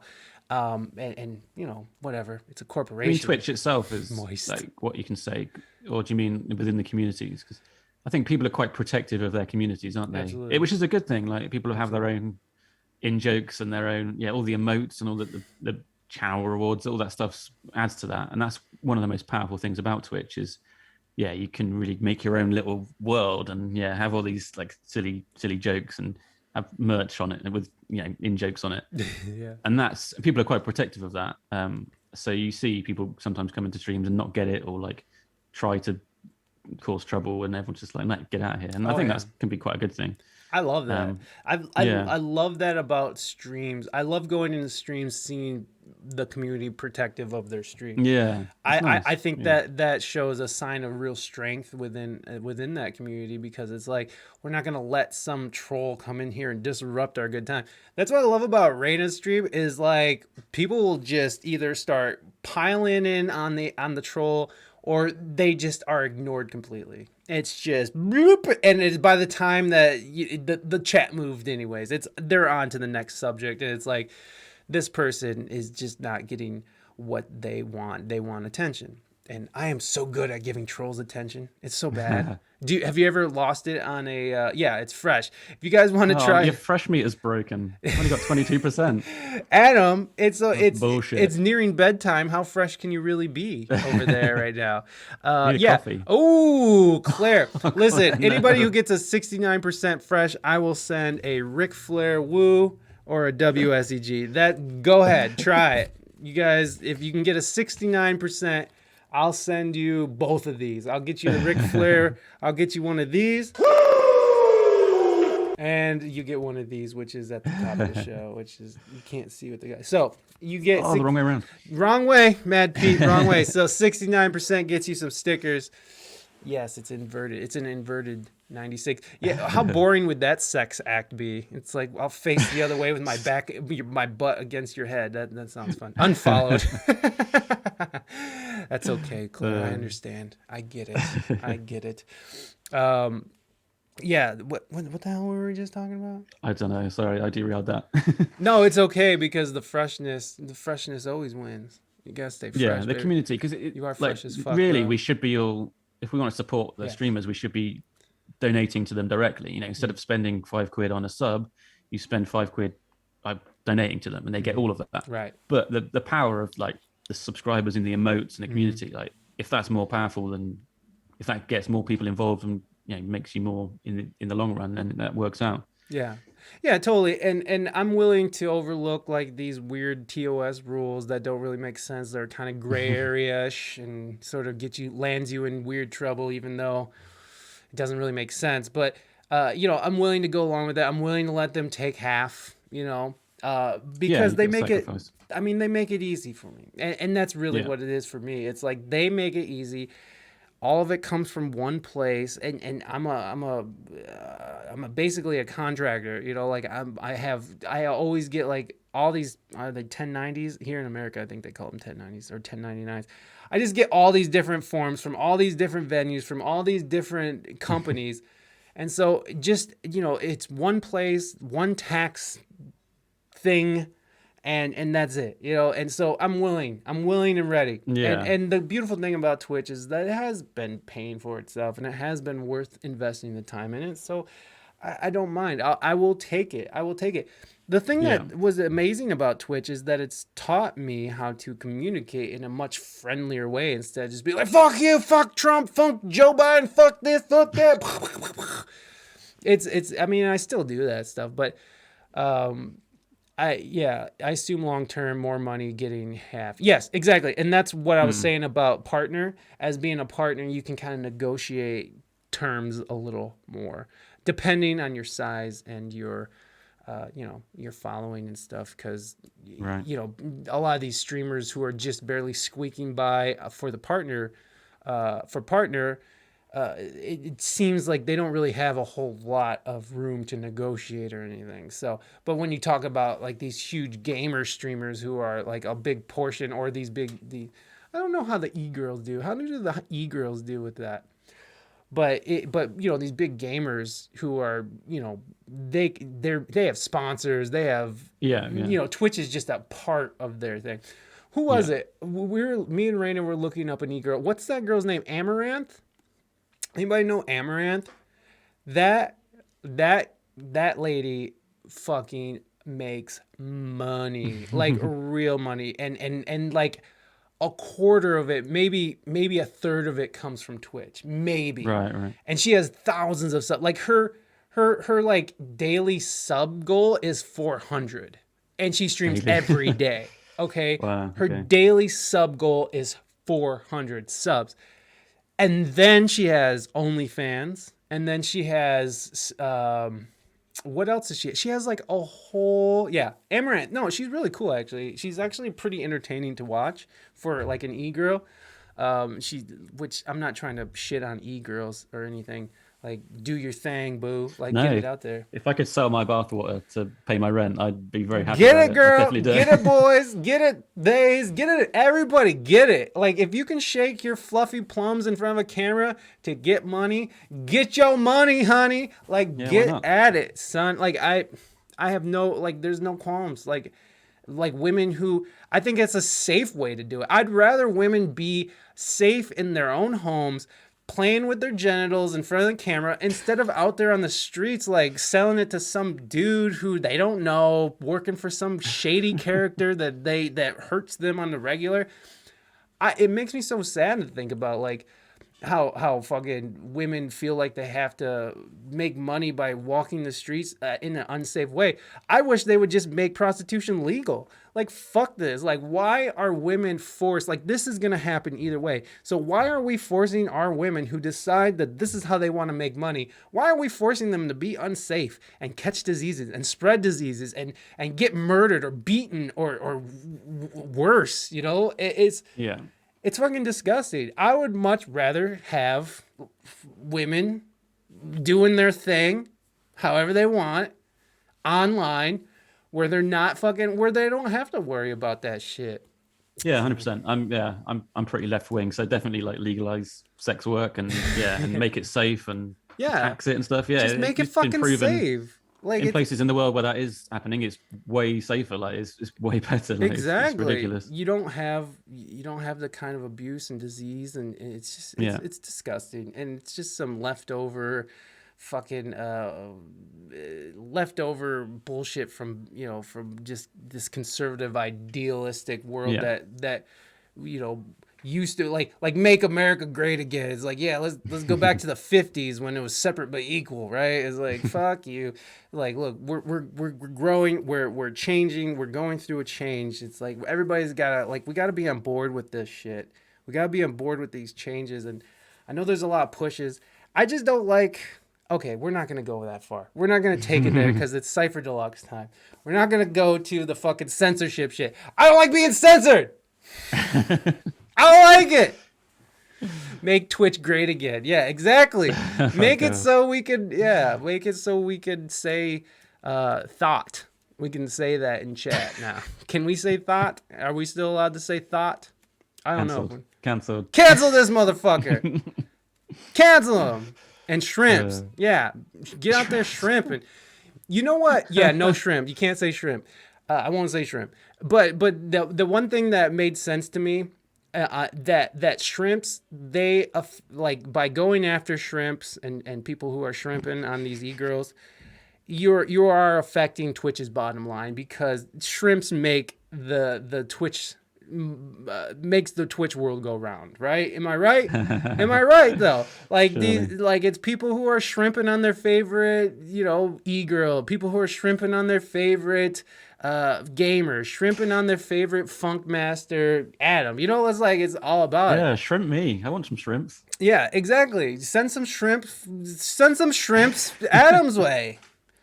And it's just the shrimps make the Twitch world go round. So I do understand that why they would ban a word like that and sort of take the negative connotation out of it, or try to. I don't know. Yeah, I mean, that stuff can quickly be problematic and pretty dodgy. People getting obsessed with the kind of weird parasocial relationship that streamers have. But yeah, I don't think banning the word's going to help that much, is it? I don't know. No, banning the word is not going to do anything but No. have some fat guy in Ohio saying shrimp over and over again. People are going to talk about. That's the thing about people. What people who are against, like, freedom of speech, or at least against that idea of it, is like, you think that by silencing people that they're gonna go away. You think you can silence the hate out of people's hearts. You think you can silence the bigotry out of people's hearts. No, they just go to other platforms. They go to other places. They go to their little sheds in the middle of Michigan, planning on kidnapping and murdering the governor of Michigan. You know what I'm saying? Like, this is what happens. People get pushed into these extreme ideas and these extreme echo chambers because we are just dismissing what people are saying, or we're telling people what they can and cannot say. And it's like, this shit needs to be out in the open. We need to be able to ridicule and criticize and shun those who are this. I would rather know who the fucking racist is than some, like, guy who's in his garage planning this horrible thing because I don't have a voice of my own. It's like, I'd rather these assholes get called out in public so they can see what we need to be able to see this shit. We need to know. And there's some disgusting, ugly parts about humanity that we do need to face. And it's not and it's not gonna we're not gonna get past this shit by sweeping it under the rug. It's like shit that we have to confront. Yeah. I mean, my problem with the free speech thing is free speech is obviously an incredibly important part of democracy, but it gets messy when people think that, what's the Mr. Potato Head thing? Like, when they change, they're just going to change the brand to just be called Potato Head. Right. And then you see all these like mad right-wing people on Twitter getting like, oh, it's freedom of speech, they're censoring us, there's going to be no more gender. And it's like, that's when it gets stupid, when people think that their freedom of speech is being censored when it's just a company's just changed the name of something, like it gets thrown around, the whole freedom of speech thing, just in willy-nilly, but actually most of the time it's just idiots getting angry about stuff. Right, but I think it's a lot of times people are mad about where this goes. It's like, it's these small little changes. Yeah. It's these things that people are going to overlook, these small little changes that people are just going to overlook and keep their mouth shut about and not say nothing and not speak up about. And when it goes further and further down the line, and when more constraints become on our language become enacted, like we're sort of training ourselves and training our neighbors to not speak out against power, and so it leaves us open and susceptible. And I know this, we're talking about Mr. Potato Head, but it's the idea behind that and where it leads and where it can go. And by the way, Mr. Potato Head, the company did that themselves. They put that out. They created this controversy on their own to get eyes on their product. And so now what we have now is people who are gaming the system and being like, they'll call themselves out. Like Dr. Seuss called themselves out. These companies are calling themselves out, and it's their sales are going up. So it's become this marketing plan. And so now this division, this thing that divides people greatly, especially in this country, is now being monetized and sold. And every click and every clickbaity thing you click on is another penny going towards that. And so it's, I just, right, be dumb. Sometimes, yeah, I agree. There's some conservative bullshit that I just cannot get behind. Like Donald Trump, no. But I do have, the thing is, I do see some points. I don't agree with everything they say. I'm a lefty kind of guy, but I am definitely about being able to talk how I feel and express how I want to express myself without being thrown in prison or being canceled or whatever. I'm not saying I want to yell the N-word in the middle of Harlem. That is not the case at all. But if somebody wants to go yell the N-word in the middle of Harlem, this is America, go do it. But guess what? You're probably going to get fucking shot. Go ahead. Go get shot, stupid. So there's repercussions. Like the idea of freedom of speech. I mean, freedom isn't free is right. There is a price to this. And sometimes it's someone's got to die because they fucking exercising their freedom of speech. It's just what happens. And it's an ugly thing, but I think it's an integral part about this country that I think to remove it just is the downfall. And again, I'm not advocating for people to go out and be racist and go out in the streets and wave their tiki torches around. I'm just saying that, the idea of shutting down any kind of thing that you don't agree with only creates extreme ideas in it. And a great example of this is Donald Trump. We talk shit about the flyover states, the deplorables, the South, they're idiots. And we had these intellectuals on the coast who just look down and talk down about it, about the country and about the middle of America. And what they do, they're like, oh, fuck you. We're putting in the orange guy. And so, and that's, I think that's an extreme reaction to censorship and telling people that their ideas are stupid and not hearing them out and not talking about it, instead just sort of pushing it aside and just sort of labeling it as you're a white supremacist or you're a deplorable. And it's just like, it's easier to blanket label something than to actually dig into it and actually see what's bubbling underneath, And nobody no wants one to likes see to be not listened to and censored like that. It's, and then you get fucking Donald dumbass Trump. Anyways, I didn't mean for us to go here. This is where it always covered seems all the topics now. Yeah. I think this is where it always ends up, is me fucking ranting about freedom of speech. And what sucks is I feel like I'm just I honestly feel like this old person who's losing touch with with reality, and I feel like a boomer. I just imagine young people just shut up, boomer. And it's like, I get it. I do sound like an old crotchety boomer. Okay. We're going to do Cypher Deluxe.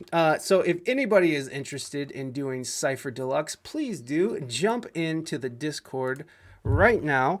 If you don't know what Cypher Deluxe is where we open up the Discord for our community to display their talents, whether it be rapping a Hot 16, sharing a poem, singing a song, or even sharing a demo or a song that they're working on. So if you are interested at all, please do jump in the Discord and sign up under the Discord or the text channel Cypher Deluxe.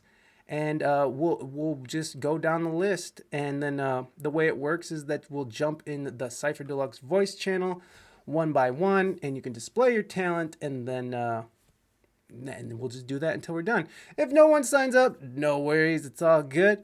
We'll just do what we're gonna do. So Adam has prepared a demo for us, a rough mix of a song. So we are gonna do a Cypher Deluxe demo listen with Adam Flair UK. So do stick around. We will be RB in just a few moments. Enjoy this. Yeah, enjoy that. Whatever. Oh my God, you piece of shit. Technology. All right, we'll be right back, guys.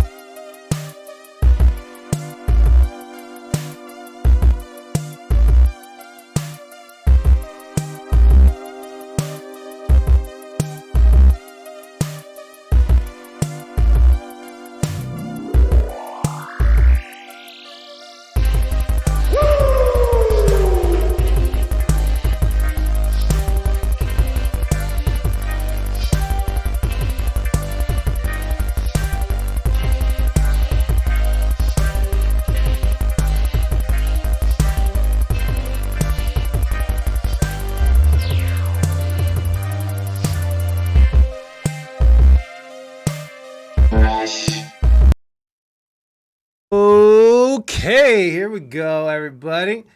All right, guys. So, Emol Sexala. Yes, thank you to you as well. Hello, welcome in. Oh, I see that Aaron Goldberg, that shed of fire going. Hold on, I got that shed of fire. Oh no, oh no, oh no. All right, guys. So again, if you are interested at all in doing this, please do jump into the Discord and go under the. Oh, I didn't even send it out. Whatever. Go into the Discord and sign up, and we will get to you. So right now, we're gonna listen to a song that Adam. Can you explain it? This actually, Adam. I was writing it. I'm muted. I wrote this on stream a little bit ago, a couple of weeks ago. It's just a song that I had going around in my head for ages, and often when I do jams on stream, it's just like jamming, and the first thing that comes out of my head, which is fun. But this was like actually something I kind of wrote in my head, and it's just a fun, happy little song. I'm going to work on it some more, I think, on and off stream. But yeah, this is just like a really rough demo. Sweet. Okay, we're gonna listen to this, and everybody go ahead and have some fun and enjoy. Better days. Better days.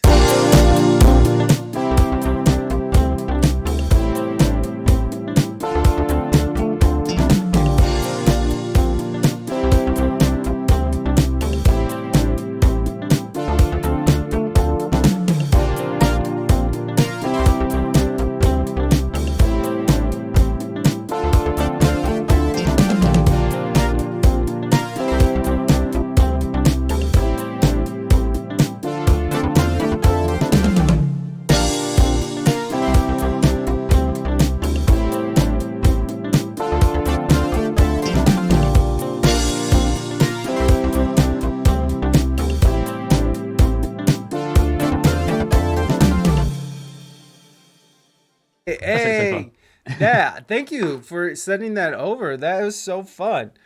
Wow, but sober. I know you got something. Sober, do you mind if I play that one or no? Cause I liked it. The Mr. Bean emotes. I think Wild But Sober might have been in my stream when I was writing that, or maybe he's in a different stream. But yeah, he sometimes stops by. Sure. Look, you don't have to be. You don't have to go down like that. I like it, so I just thought it'd be fun to.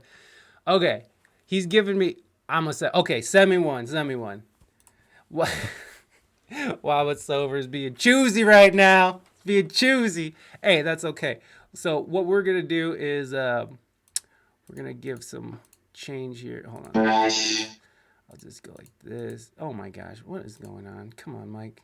Come on, Mike. Where do you gotta send that? You can send it to me DM in the Discord. That's fine. Let's change some stuff. So we're gonna listen to something by Wild But Sober, and we use Wild But Sober's music a lot on this channel, and I use it. I don't use it like every day or anything, but like I'll use his music on like background music on my podcast on the audio side of it, and I give you credit. I make sure I give you credit, Wild But Sober. So yes, I forgot you guys can see what I'm typing as I type it, so I'm just must look like an idiot because I can't type or shit. All right. As soon as Wild But Sober sends it over, we're gonna take a listen to a demo from Wild But Sober. Oh, and it pops in just like that. All right, guys. This song is by our friend Wild But Sober. Come on, Mike. Come on. Wait, that's right. Come on. I thought for some reason I thought it said but, like B-U-T-T, and I don't know why. I'm just that kind of we speak English good. That's why. Here we go. We got we speak English good emo right there. That's why I thought it said I read English good, I type English good. It's all good. Let's listen to Seuss by our friend Wild But Sober.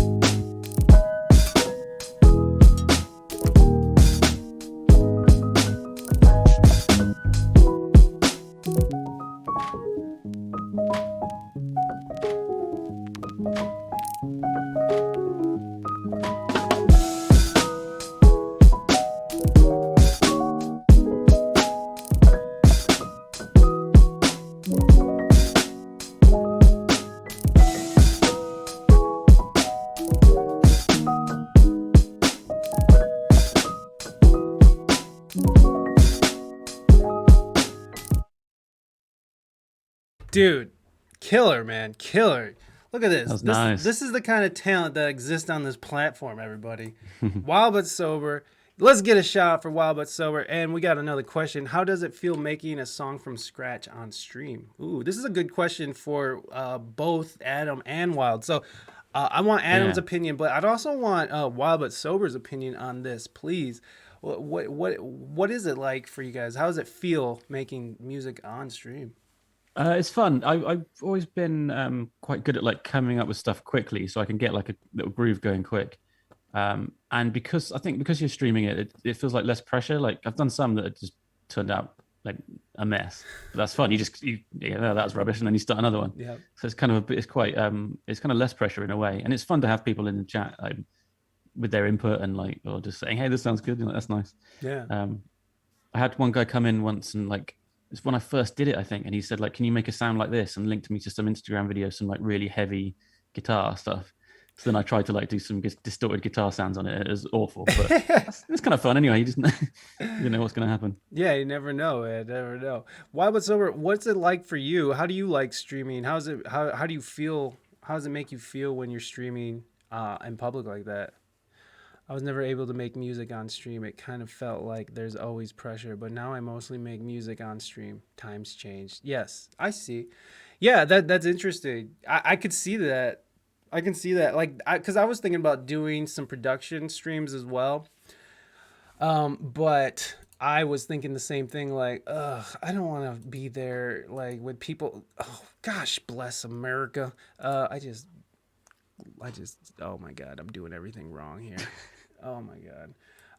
I thought I just didn't want to look like an idiot, but it's like anything else. I mean, if I'm comfortable enough to be on stage in a room full of people and go like this, like you can look like an idiot and make some shitty beats on the stream. I mean, addressing your bad hygiene in front of people on stage right before you're about to entertain them is I would say that that outweighs looking like an idiot, maybe making a decent track or something. You know what I want to do? Because this is Cypher Deluxe, I've been practicing a little, so I'm going to try something. I'm going to try to do something, guys.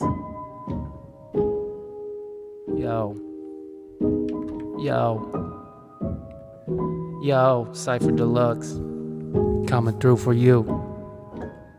Yo, wild but sober, coming through that ass, living that life the way he wants. My name is Mike, cause I am hot on the mic like a fight in the streets, going hard like a boulevard, looking like I want be in charge. Charles in charge, coming like Tony Danza, looking stanza, coming for that ass with a piece of glass. I'm gonna cut you so deep you're not gonna know where you land. Living the life, freestyle rapping. I'm not that. That's just how it go though. You gotta be on your own show looking like a hoe though. I always look dumb. It's my show. I can look dumb if I wanna look dumb. It's just how I come. It's just how it go when I wanna be this way. I gotta be this way cause this is how God made me this way. I'm gonna be like this, gonna talk like that. You can't censor shit. I am on top of that. There you go. I really hope there was no real rappers in the chat at this moment because that was garbage. Very much garbage. Okay, guys, let's jump on out of here. There's nobody else in Cypher Deluxe. I had to coerce Wild but Sober. So let me see. I don't think there is anything going on in there. But my dick from Pretzel Valley, your dick from the Salad Galley. Yeah, wait, I just played the song. How did I not? Yeah, I'm already there. Why am I such a idiot? Hold on. Let me go. My dick from Pretzel Valley, yo dick from the Salad Galley, coming for that ass with a valley. I'm going to Bally's, gonna lose some weight, gonna go and push some time around with my hate. What? All right, that's enough of that. All right. Yeah, I'm sure that Adam has to pee. I know I have to pee. So we're gonna do this. Who are we rating? Someone give me some time. Adam UK, thank you so much for being on the show. I truly Thanks for having me, appreciate man. you coming on. And where can people find you? And when do you stream and all that good stuff? I'm streaming. Shed of Funk is tomorrow night at 8 p.m. GMT. So that's Hey, like American morning. And I'm doing a big raid train on the 10th of April, so next Saturday. I'm starting that off at 3 p.m. GMT, and that's going for 12 hours. That'll be fun. And yeah, just give me a follow on Twitch, and you'll get a notification. there it is, folks. Go and do yourself a favor. Go and follow Adam Flair UK and get yourself some. Let's find some bobs. What's bobs? What's a bobs mean? I don't know what that means. Moving Dutchman. Sounded nice, almost like this song. Sorry, Kite Man. I don't know what that is either. Where's the bobs at? Okay, so do you guys want to go and check out music, gaming, or other? I seen the Endy Brothers are on. I kind of love the Endy Brothers. I think we might go over to the Endy Brothers, or we can go to MMA Mark, who I also love. Oh, Wooby's on too.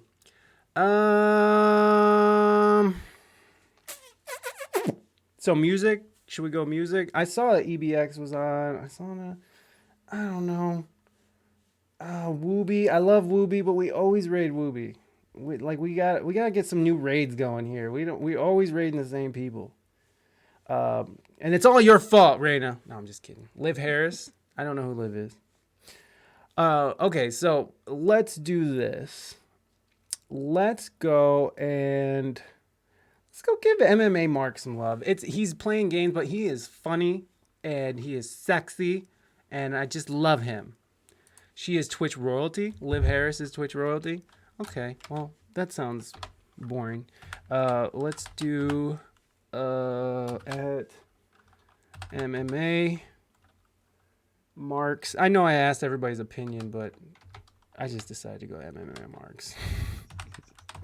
All right, let's go on over to MMA Mark. Oh my God, everybody! On Monday we have Liz freaking Vega is on the show on Monday, so please do come through. 1 p.m. Eastern Standard Time. Liz Vega, Twitch partner, and just amazing human being, and just so funny and so fucking real. Like, I love how real Liz Vega is. Like, she does not take shit. And that's beautiful. I love her. She's out of Los Angeles. She plays the harp. She sings like a dream. It's just, her whole thing is amazing. Her whole stream is amazing. Her whole like online footprint is amazing. So next Monday, and then I think the following Friday is, what's their names right now? Ashley and who? What's their name? Oh God, I'm so terrible. I'm going to be talking a lot of good stuff coming up this month, guys. So I'll be, make sure you check in, make sure you're followed, and make sure you get into the Discord. And I always keep that up to date on who's coming up and who is doing what, where, and how. So I will see you guys Monday, 1 p.m. Eastern Standard Time. Come through, hang out. Courtney and Ashley, that's right. They were just recently partnered, and they just got picked up for a TV show. So that's amazing. So we're going to talk to them. Again, amazing guests coming up this month. Stick around. We love you guys. Mwah. Adam, thank you. Love you, buddy. Thanks so much, man. I really enjoyed that. Yeah, I did too. All right, guys. We will see you Monday at 1. Here we go.